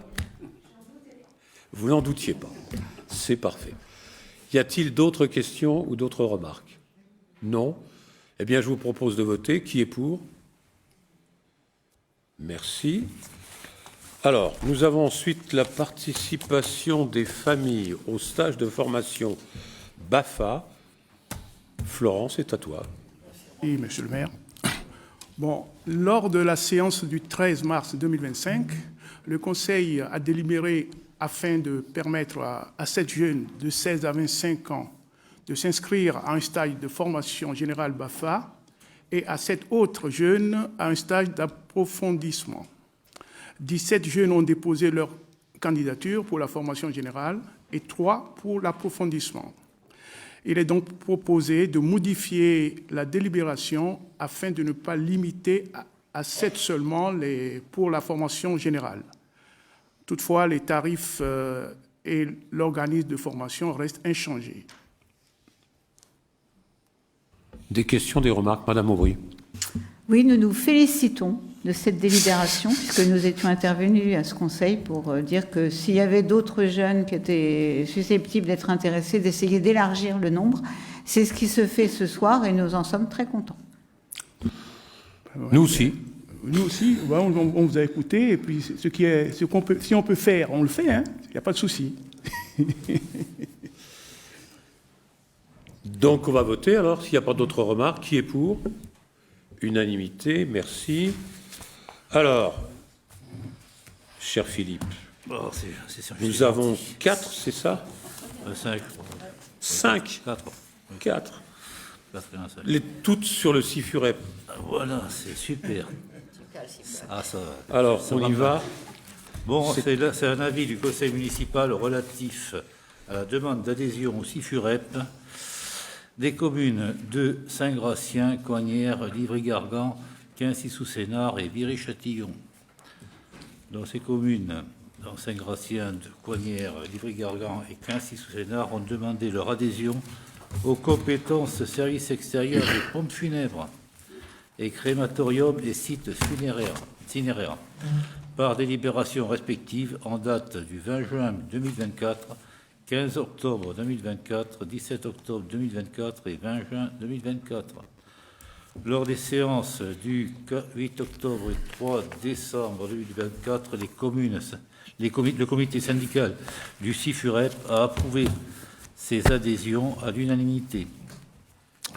La commune de Viry-Châtillon a demandé, quant à elle, son adhésion à la compétence des services extérieurs des pompes funèbres Voilà, la note par délibération du 24 septembre 2024. Lors de la séance du 3 décembre 2024, le comité syndical du CIFUREP a approuvé cette adhésion à l'unanimité. Par courrier arrivé à mairie le 12 février 2025, le président du CIFUREP, M. Jacques Kosowski, a saisi M. le maire sur ces 5 demandes d'adhésion et en qualité d'adhérent, il convient que la ville se prononce conformément aux articles L. 5211-17 à L. 5211-20 et L. 5711-1 du CGCT. En l'absence de vote sur le sujet, dans un délai de 3 mois à compter de la réception de la présente circulaire, la décision de la collectivité est réputée favorable. Proposition est faite au conseil municipal d'émettre un avis favorable aux adhésions de ces 5 communes au CIFUREP. C'est le sens des délibérations soumises à votre examen et à votre approbation. Oui. Non, mais c'est très bien. Ah non, mais j'adore ce sujet. C'est très, très bien. Y a-t-il des questions? Pas de questions? Donc, qui est pour? Merci. Très bien. Donc, il nous reste 2 points à voir. Ce sont des questions orales. Alors, Monsieur Sangoy, est-ce que vous acceptez de laisser passer la première chez Madame Aubry, puisqu'en fait, c'est une question orale qui date de la dernière séance concernant la prison. Donc, est-ce que vous voulez d'abord, vous le pouvez laisser ou... Absolument, je peux laisser Madame Aubry s'exprimer avant moi, très volontiers. Je vous en remercie. Parce que là, la réponse, elle va être très rapide. Très rapide. Oui, donc nous sommes attachés, nous, à l'évolution de ce dossier concernant la prison de Noiseau, puisqu'on est concerné. Et lors du dernier conseil municipal, vous vous êtes engagé à prendre la tâche de vos collègues, les maires des villes voisines et concernées, afin de vous concerter pour décider de la meilleure stratégie à adopter pour empêcher la réalisation de ce projet. Donc je voulais juste que vous puissiez nous faire un point sur ce que vous avez pu faire ou pas et nous tenir informés. Merci.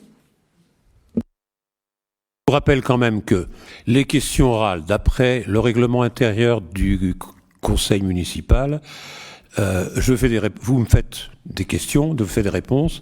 Une fois que c'est fait, c'est fini, il n'y a pas de débat. On est d'accord?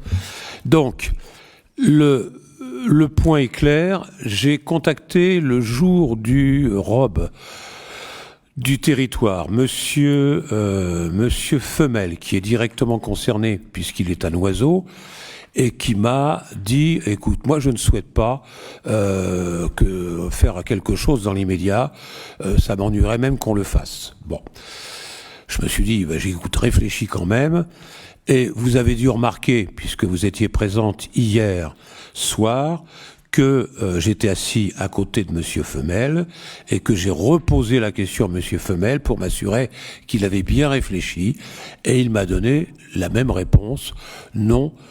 Et ça serait quand même, voilà, donc ça serait quand même ennuyeux de faire quelque chose sans avoir le principal intéressé qui ne le fasse pas. Voilà, donc on va attendre un peu.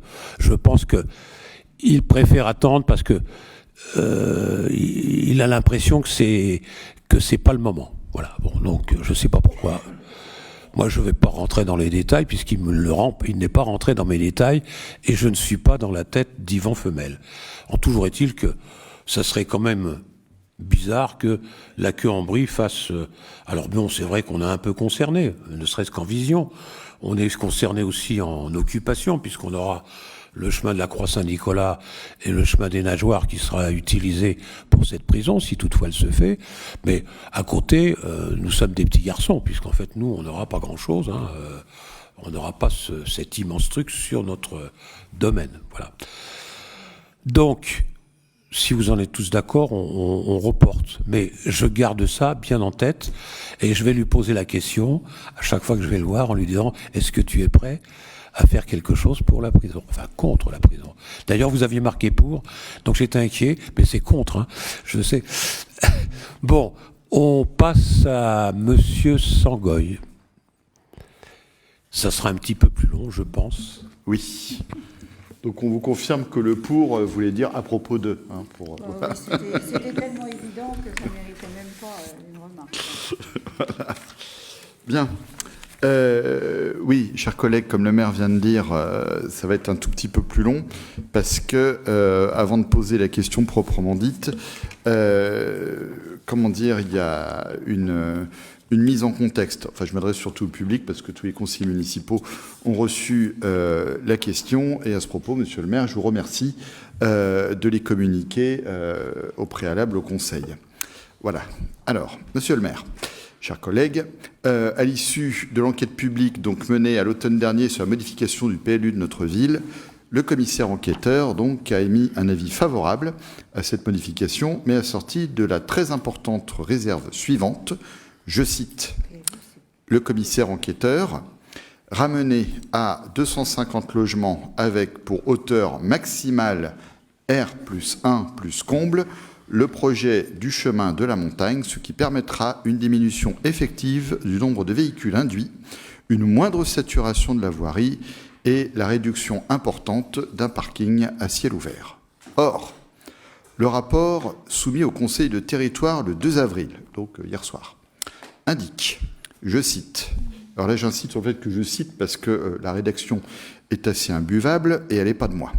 Au terme de la réunion publique du 18 juin 2024 et de la concertation menée dans le cadre de la modification du PLU, le projet et sa programmation ont été affinés, permettant de répondre pour partie à la réserve émise par le commissaire enquêteur. Ainsi, et alors même que l'autorité environnementale avait dispensé ce projet d'étude d'impact à 460 logements, ce nombre va être réduit de 100 logements. Cette réduction sera l'occasion, corrélativement, d'amoindrir la circulation et de diminuer le nombre de places de stationnement, notamment à ciel ouvert. Comme le soulignait elle-même l'autorité environnementale au terme de sa décision du 22 juillet 2024 de dispense d'évaluation environnementale, ce projet vise la mutation vertueuse d'un site industriel ancien au sol imperméable et composé pour l'essentiel d'entrepôts vétustes et amiantés ayant accueilli des activités polluantes en un quartier d'habitation dépollué à la qualité environnementale largement améliorée. Dans ces conditions, le nombre de logements retenus comme leur hauteur au demeurant déjà limité participe de l'amélioration de la qualité de vie sur la commune. Fin de citation donc, du rapport soumis hier soir au Conseil de territoire. Que dire, cette fois c'est nous qui parlons, de cette prise en compte, entre guillemets, prise en compte de la réserve. Premier point, la réserve du commissaire enquêteur exige une réduction de 210 logements. En réduisant de seulement 100 logements le programme, vous êtes loin du compte. Deuxième point, le commissaire enquêteur exige une hauteur maximale de R+1 plus comble. Votre modification du PLU maintient une hauteur portée à R+3 plus comble, soit, quand on calcule tout ce que ça fait, parce que le chiffre n'est pas dit clairement, plus de 14 mètres, contre 12 autorisés par le PLU dans sa forme originelle. J'entends par là le PLU tel qu'il existait avant hier soir. Mais tout le monde sait que le PLU, c'est le plan local d'urbanisme, Martine. Si, je pense que l'information a bien été faite. Donc c'est le plan local d'urbanisme. Madame Aubry a raison, il faut le dire. Dans ces conditions, prétendre que cette hauteur est, je cite, au demeurant déjà limitée, relève de la tromperie. Troisième et dernier point, le rapport se couvre d'une décision de l'autorité environnementale que personne ne conteste, mais qui n'a rien à voir avec la réserve du commissaire enquêteur. Celle-ci donne raison aux riverains qui demandaient non pas une réduction du périmètre du projet, parce qu'en fait c'est ça qui a été voté hier soir, mais un retour au nombre de logements autorisés initialement par le PLU, donc tel qu'il existait jusqu'à avant-hier, donc on était autour de 200 logements, et une limitation, c'est aussi ça que demandaient les riverains, une limitation de la hauteur des immeubles, et donc c'est aussi ça que préconisait le commissaire enquêteur. L'avis du commissaire enquêteur était favorable, mais seulement avec sa réserve. Comme il n'est pas tenu compte de cette réserve ou seulement à la marge, on peut considérer que l'avis favorable ne tient plus. On peut donc prévoir qu'une série de recours de diverses associations ou particuliers vont venir entraver la mise en œuvre du projet. Ces recours seront tout à fait légitimes, compte tenu de la manière dont vous avez poussé le GPSEA à procéder. Donc là, je précise que le GPSEA, dans chaque commune, en gros, fait ce que demande la municipalité, en ignorant largement les demandes des riverains, tout en affectant de les prendre en compte. Comme un plan local d'urbanisme intercommunal est en cours d'élaboration, cette modification à marche forcée de notre PLU local s'apparente à une tentative désespérée d'entamer les travaux avant la fin de votre mandat pour les rendre irréversibles. Compte tenu de ces recours à venir, monsieur le maire, il est illusoire de penser que les travaux pourront débuter avant le printemps 2026. Voici donc, enfin, la question que nous vous adressons à vous et à toute votre équipe municipale. Acceptez-vous de demander au GPSEA de revenir sur la modification de l'OAP, c'est-à-dire l'opération dont il est question, du chemin de la montagne, au moins jusqu'aux élections municipales, de sorte que l'avenir de cette opération puisse être un des éléments du débat démocratique qui aura lieu à cette occasion. Voilà, je vous remercie. Très bien.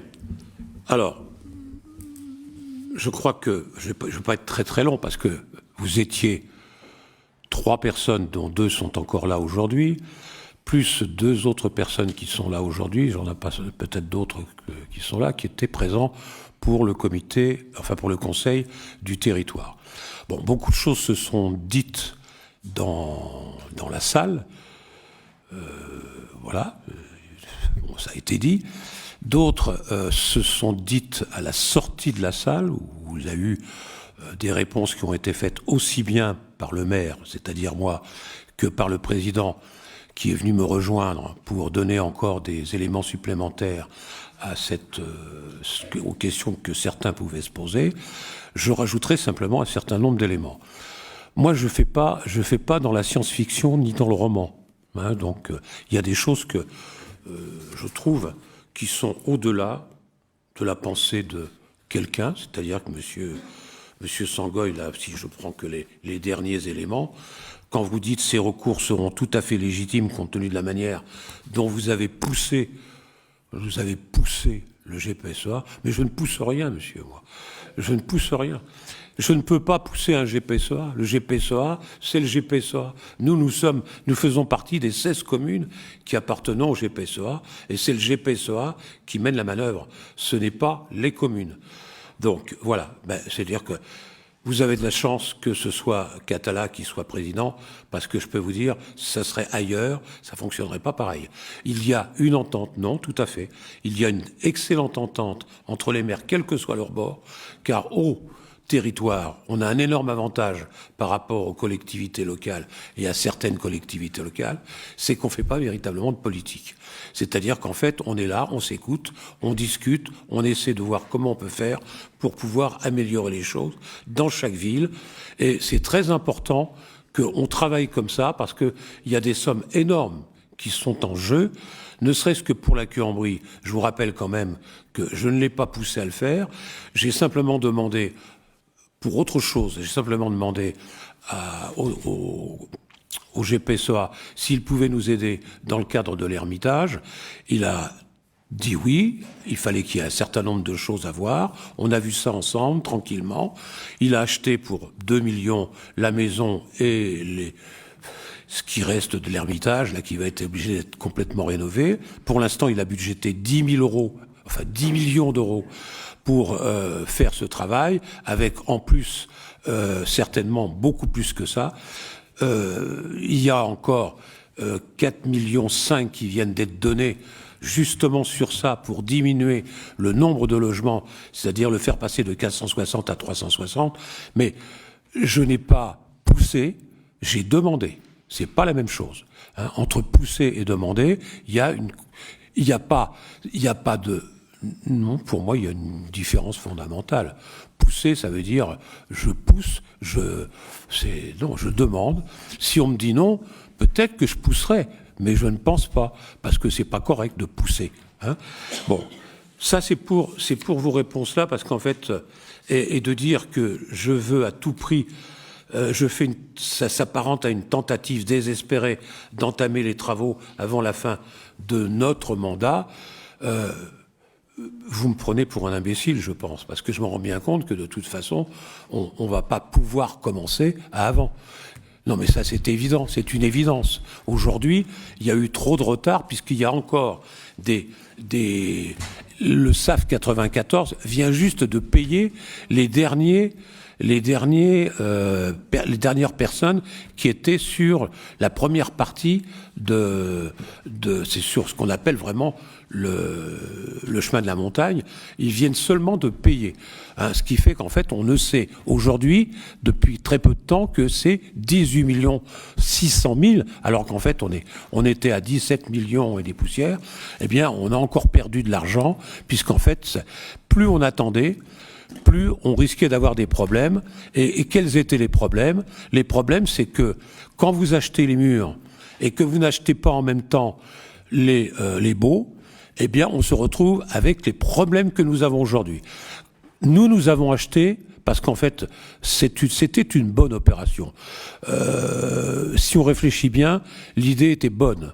Pourquoi elle était bonne? Parce que ça a commencé en 2005, c'était pas nous. L'idée était bonne parce que c'est vraiment la seule friche de la Cuambrie. Et cette friche, elle est où? Elle est en plein dans un groupement de maisons, et puis un petit immeuble derrière là, sur Stockholm, mais c'était complètement incohérent qu'on laisse les choses telles quelles. Il y a eu, vous le savez, que tout le monde souffrait à un moment, parce qu'en fait, il y avait des énormes camions qui venaient jour et nuit, et qui faisaient un potin d'enfer, qui bloquaient la route, voilà. Il y avait une usine d'emboutissage en dessous de Stockholm, où quand je suis arrivé, moi, j'avais des gens qui me téléphonaient régulièrement et qui me tendaient, ils me disaient « Écoutez, je mets mon téléphone à la fenêtre, vous allez entendre. » Et j'entendais « boum, boum, boum ». C'est ce qu'on entend toute la journée, monsieur le maire. Voilà, bon. Donc, il y avait quand même un certain nombre de problèmes et de décisions à prendre. Bon, je rappelle que depuis 2005 et jusqu'en 2014, il y a eu l'achat des murs, mais il n'y a pas eu l'achat des baux. Et je ne m'attendais pas, en 2014, quand on a commencé à faire le PLU en 2015, à ce que les baux qui étaient en bas, sur le chemin de la montagne, nous reviennent aussi cher. C'est-à-dire que quand ils ont vu, les gens, qu'on était en train d'acheter pour faire des logements, qu'est-ce qu'ils ont fait? Ils ont fait des sous-sociétés, qui fait qu'en fait, au lieu d'avoir un bail, un baux supplémentaire à payer, on en avait 3. Ça a été le cas de la Marbrerie, où là, ils ont fait une société commerciale, une société financière, une autre société, 3 sociétés. 3 sociétés, on se retrouve avec 3 éléments à payer. Et ça a été celle qui nous a coûté le plus cher. Ensuite, on a eu l'immeuble, le petit immeuble, dans lequel il y avait beaucoup de logements. Les murs avaient été achetés, mais pas les baux. C'est-à-dire les gens qui étaient là, ils étaient là, et donc qu'est-ce qu'ils faisaient? Ils ont fait du forcing. C'est-à-dire ils ont dit, nous, ça va jusqu'à temps. Écoutez, si vous voulez vraiment que l'on s'en aille, la meilleure chose à faire, c'est de nous donner telle somme. Alors évidemment, c'est pas moi qui discutais, c'est le SAF 94. Le SAF 94 arrivait à baisser, mais je dirais que ça faisait quand même des sommes qui étaient quand même relativement phénoménales. Et donc, on a découvert quand même des montants qui étaient beaucoup plus élevés que ceux qu'on aurait pu espérer. Le seul endroit où ça s'est relativement bien passé, c'est l'endroit du haut, c'est-à-dire la partie qu'on appelle Pierrelet, c'est-à-dire là où il y a les immeubles les plus récents, les structures les plus récentes, où là, un monsieur était pressé il était âgé, il était pressé de donner, je dirais, de l'argent à ses successeurs, et donc, je dirais pas qu'il les a bradés, mais il nous a vendu ça pas très cher, et les baux n'étaient pas non plus très chers non plus, puisqu'en fait, tout s'est fait en même temps. C'est-à-dire qu'ils n'ont pas eu le temps de réagir et de créer des sociétés annexes. Bon. 18 600 000, vous pensez bien que c'est pas facile à combler. Il faut donc qu'il y ait un certain nombre d'éléments. Et si vous reprenez d'ailleurs ce que vous dites, parce que j'étais un peu étonné de votre lecture, la lecture de ce que vous écrivez, parce que on se rend bien compte que la DRIEAT, qui est l'autorité environnementale, je vous le rappelle, parce que quand vous parlez de l'autorité environnementale, elle fait partie, la DRIEAT en fait partie, vous dites que avait dispensé d'évaluation environnementale le projet qui, à l'époque... Non, mais lisez bien. Moi, je l'ai là, hein, l'arrêté. L'arrêté, c'est bien dit. Hein, c'est-à-dire qu'en fait, ainsi, alors même que l'autorité environnementale avait dispensé ce projet d'étude d'impact à 460 logements, et pourquoi ils avaient fait ça? Parce que ils sont comme ce que je viens de vous dire, ils pensaient que ce projet vise la mutation vertueuse d'un site industriel ancien au sol imperméable et composé pour l'essentiel d'entrepôts vétustes et amiantés, ayant accueilli des activités polluantes et un quartier d'habitation dépollué à la qualité environnementale largement améliorée. Dans ces conditions, le nombre de logements retenus comme leur hauteur, au demeurant déjà limité, participe de l'amélioration de la qualité de vie sur la commune. Ce n'est pas moi qui le dis, ce n'est pas le commissaire enquêteur qui le dit, c'est le DRIEAT qui le dit. Bon, après, il y a eu effectivement la MRE qui a demandé, je crois que c'est le tribunal ou la RMM qui a demandé qu'il y ait quand même une enquête, une évaluation, et qui a donc modifié le premier rapport du commissaire enquêteur. Le commissaire enquêteur était beaucoup plus tendre dans sa formulation. Sa formulation, c'était qu'il espérait, qu'il souhaitait une diminution du nombre de logements.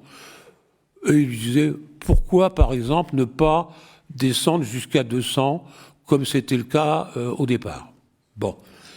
Non, mais c'était pourquoi pas. D'accord? Et en ce qui concerne la hauteur, il disait, il serait intéressant de diminuer la hauteur des bâtiments, par exemple, à R+1 plus C. Entre parenthèses. D'accord? Donc ça, c'était le rapport premier du commissaire enquêteur. Là-dessus est venu se greffer l'autre élément qui est arrivé derrière, et qui là est passé à 250 logements, mais là plus directif, et effectivement la parenthèse par rapport au fait des R+1 plus C était pas non plus entre parenthèses. Mais c'est un avis. C'est un avis aujourd'hui. Moi, ce que je peux vous dire, c'est que moi, je veux bien, si ceux qui nous donnent des avis comme ça sont prêts à nous aider à payer 18 600 000, moi je prends. Hein, il y a déjà le territoire qui a eu la gentillesse de donner 4 millions, presque 5 millions. Je vous dirai pas d'ailleurs, non, je veux pas polémiquer ce soir, mais qui a donné 5 millions quasiment, hein, et donc qui se retrouve dans une situation où il va pas pouvoir continuer à donner comme ça. Je vous rappelle, il y a 16 communes.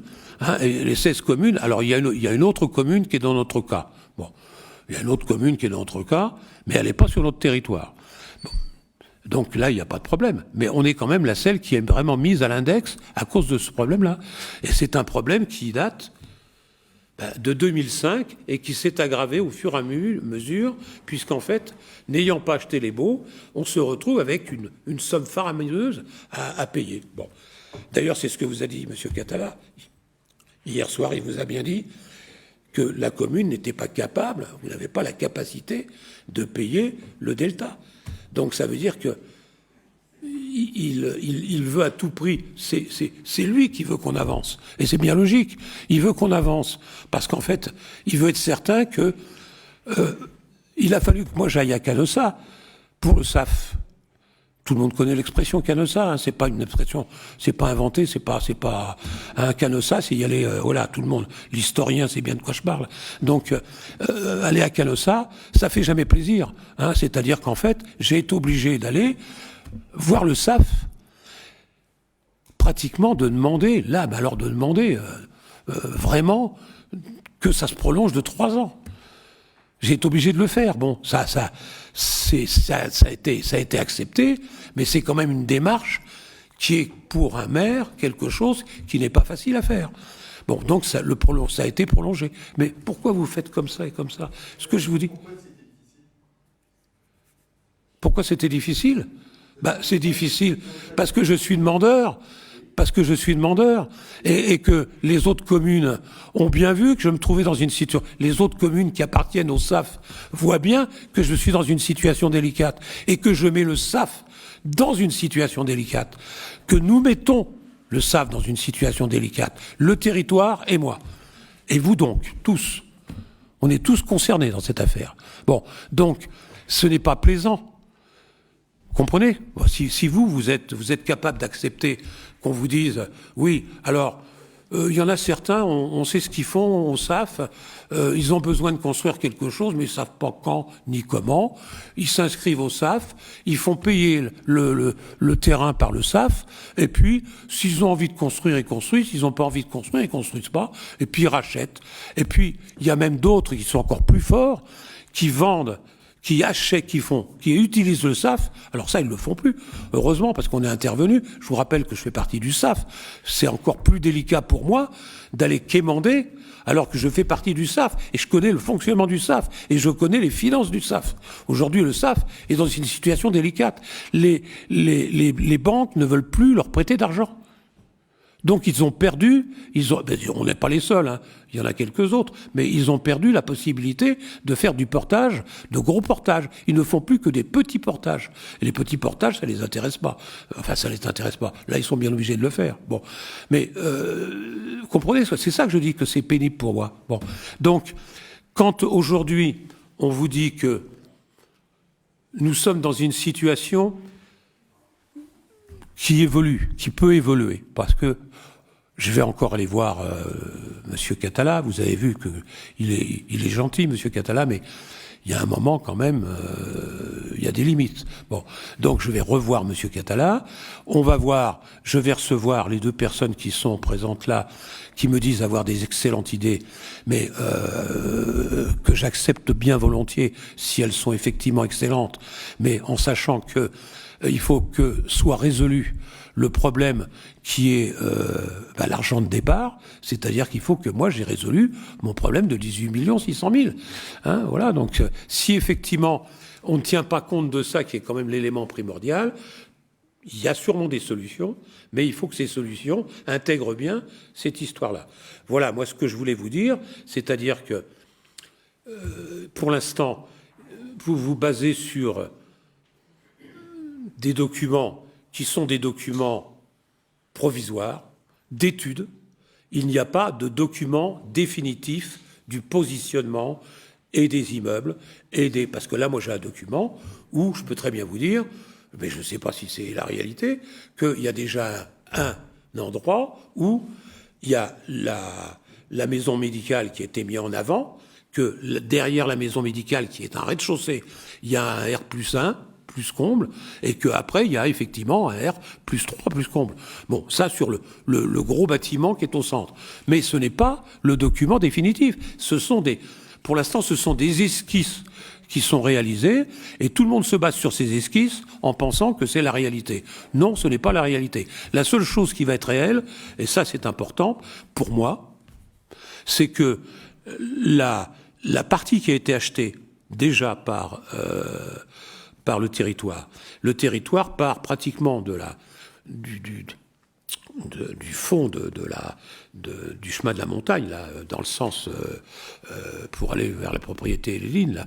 Et donc il a racheté le bord du rue du Morbras, et il a racheté également le long de la montée du chemin de la montagne. Bon. Pour moi, c'est important parce que là, au moins, on est sûr qu'on va pouvoir faire quelque chose au niveau des aménagements routiers pour le chemin de la montagne et qu'on va pouvoir protéger les gens qui habitent en bas, c'est-à-dire ceux qui habitent donc Lège-Valéza, avec les syndicats concernés et le SAF, pour justement qu'il n'y ait plus ces inondations. Ça, c'est le premier point. Le deuxième point, pour l'instant, il y a un schéma qui, à mon avis, ne bougera pas, parce que ça, celui-là, si jamais il devait bouger, là, je réagirais vraiment très fortement. C'est les maisons qui sont les 10 maisons qui sont le long justement de l'Esch-Valéza, qui permettent effectivement à ces maisons de ne pas être surplombées directement par des immeubles plus loin. Les immeubles seront donc décalés, mais pour l'instant ils le sont. Mais je ne sais pas, ça restera certainement pas comme ça. Il y a 2 immeubles au fond, je ne sais pas non plus si ces 2 immeubles resteront comme ça. Pour l'instant, on est dans une situation ce n'est pas moi qui le dis, il y avait des témoins, vous y étiez témoin, Monsieur Catala a dit que c'était qui évoluait, qu'il y avait une évolution potentielle et que on allait certainement avoir des évolutions. Par contre, ce qui ne va pas évoluer, enfin j'espère que ça ne va pas évoluer, faire monter le prix, mais ça je pense pas, mais il y a des évolutions, il n'y aura pas d'évolution sur le coût. C'est-à-dire que le coût, si on ne trouve pas les 18 600 000, le promoteur, il est prêt à les payer. Il est prêt à payer une grosse partie, sauf qu'il n'a pas voulu payer le pourtour et tout ça. Bon, mais il est prêt à payer. Le seul problème, c'est qu'il dit, moi, je veux 460 logements, sinon je m'en sors pas. Donc là, pour l'instant, c'est pour ça que Catala a mis en place les 4 500 000 en achetant la partie supérieure, qui nous a coûté beaucoup moins cher que la partie inférieure, parce que les choses ont été faites dans les normes. Voilà. Bon, aujourd'hui, je ne peux pas vous en dire plus. Bon, ce que je sais, c'est qu'il y a des choses qui sont programmées. Bon, M. Catala a dit qu'il y avait quelque chose le 13 mai. Bon, oui, peut-être, pour l'instant, c'est programmé. Mais ça va dépendre de ce qui va se passer encore dans les réunions qu'on peut avoir au courant du mois d'avril et dans le courant du mois de mai, pour justement savoir si on repousse encore un peu. C'est pour vous dire que je ne pousse pas, puisqu'en fait je suis avec le territoire, on repousse quand même les dates systématiquement. Il y a longtemps qu'on aurait déjà dû commencer les travaux si tout allait bien. Non, on n'est pas dans une situation favorable, mais c'est pas lié à la municipalité, c'est pas lié au GPSEA, c'est lié au fait qu'il y a eu un phénomène d'accumulation financière et de la charge financière qui augmentait, et que chacun doit bien avoir dans sa tête. Tant qu'on n'aura pas réglé ce problème-là, et la seule façon de régler, c'est payer. Tant qu'on n'aura pas payé cette somme-là, on sera dans une situation délicate. Voilà. Je vous remercie de votre écoute, et puis je pense qu'on aura l'occasion, vous reposerez une question orale une très prochaine fois, et on aura l'occasion de débattre en fonction des avancées éventuelles qui auraient pu intervenir, peut-être pas celui de mai. Oui. Il ne faut pas partir sans signer. Ah, il ne faut pas partir sans signer. Oui, alors il y a un budget à signer. Voilà. Eh bien, je vous souhaite une bonne soirée une fois que vous aurez signé. Mesdames, vous allez avoir votre rendez-vous, donc je n'ai pas encore eu le temps ce matin de dire à ma secrétaire, mais ça va être fait dès demain dans la journée. Pas le rendez-vous, mais vous proposez le rendez-vous. Alors, le prochain conseil, le combien ? 22 mai. Eh bien, écoutez, au 22 mai, et le 22 mai, peut-être qu'on aura de nouveaux éléments sur le chemin de la montagne.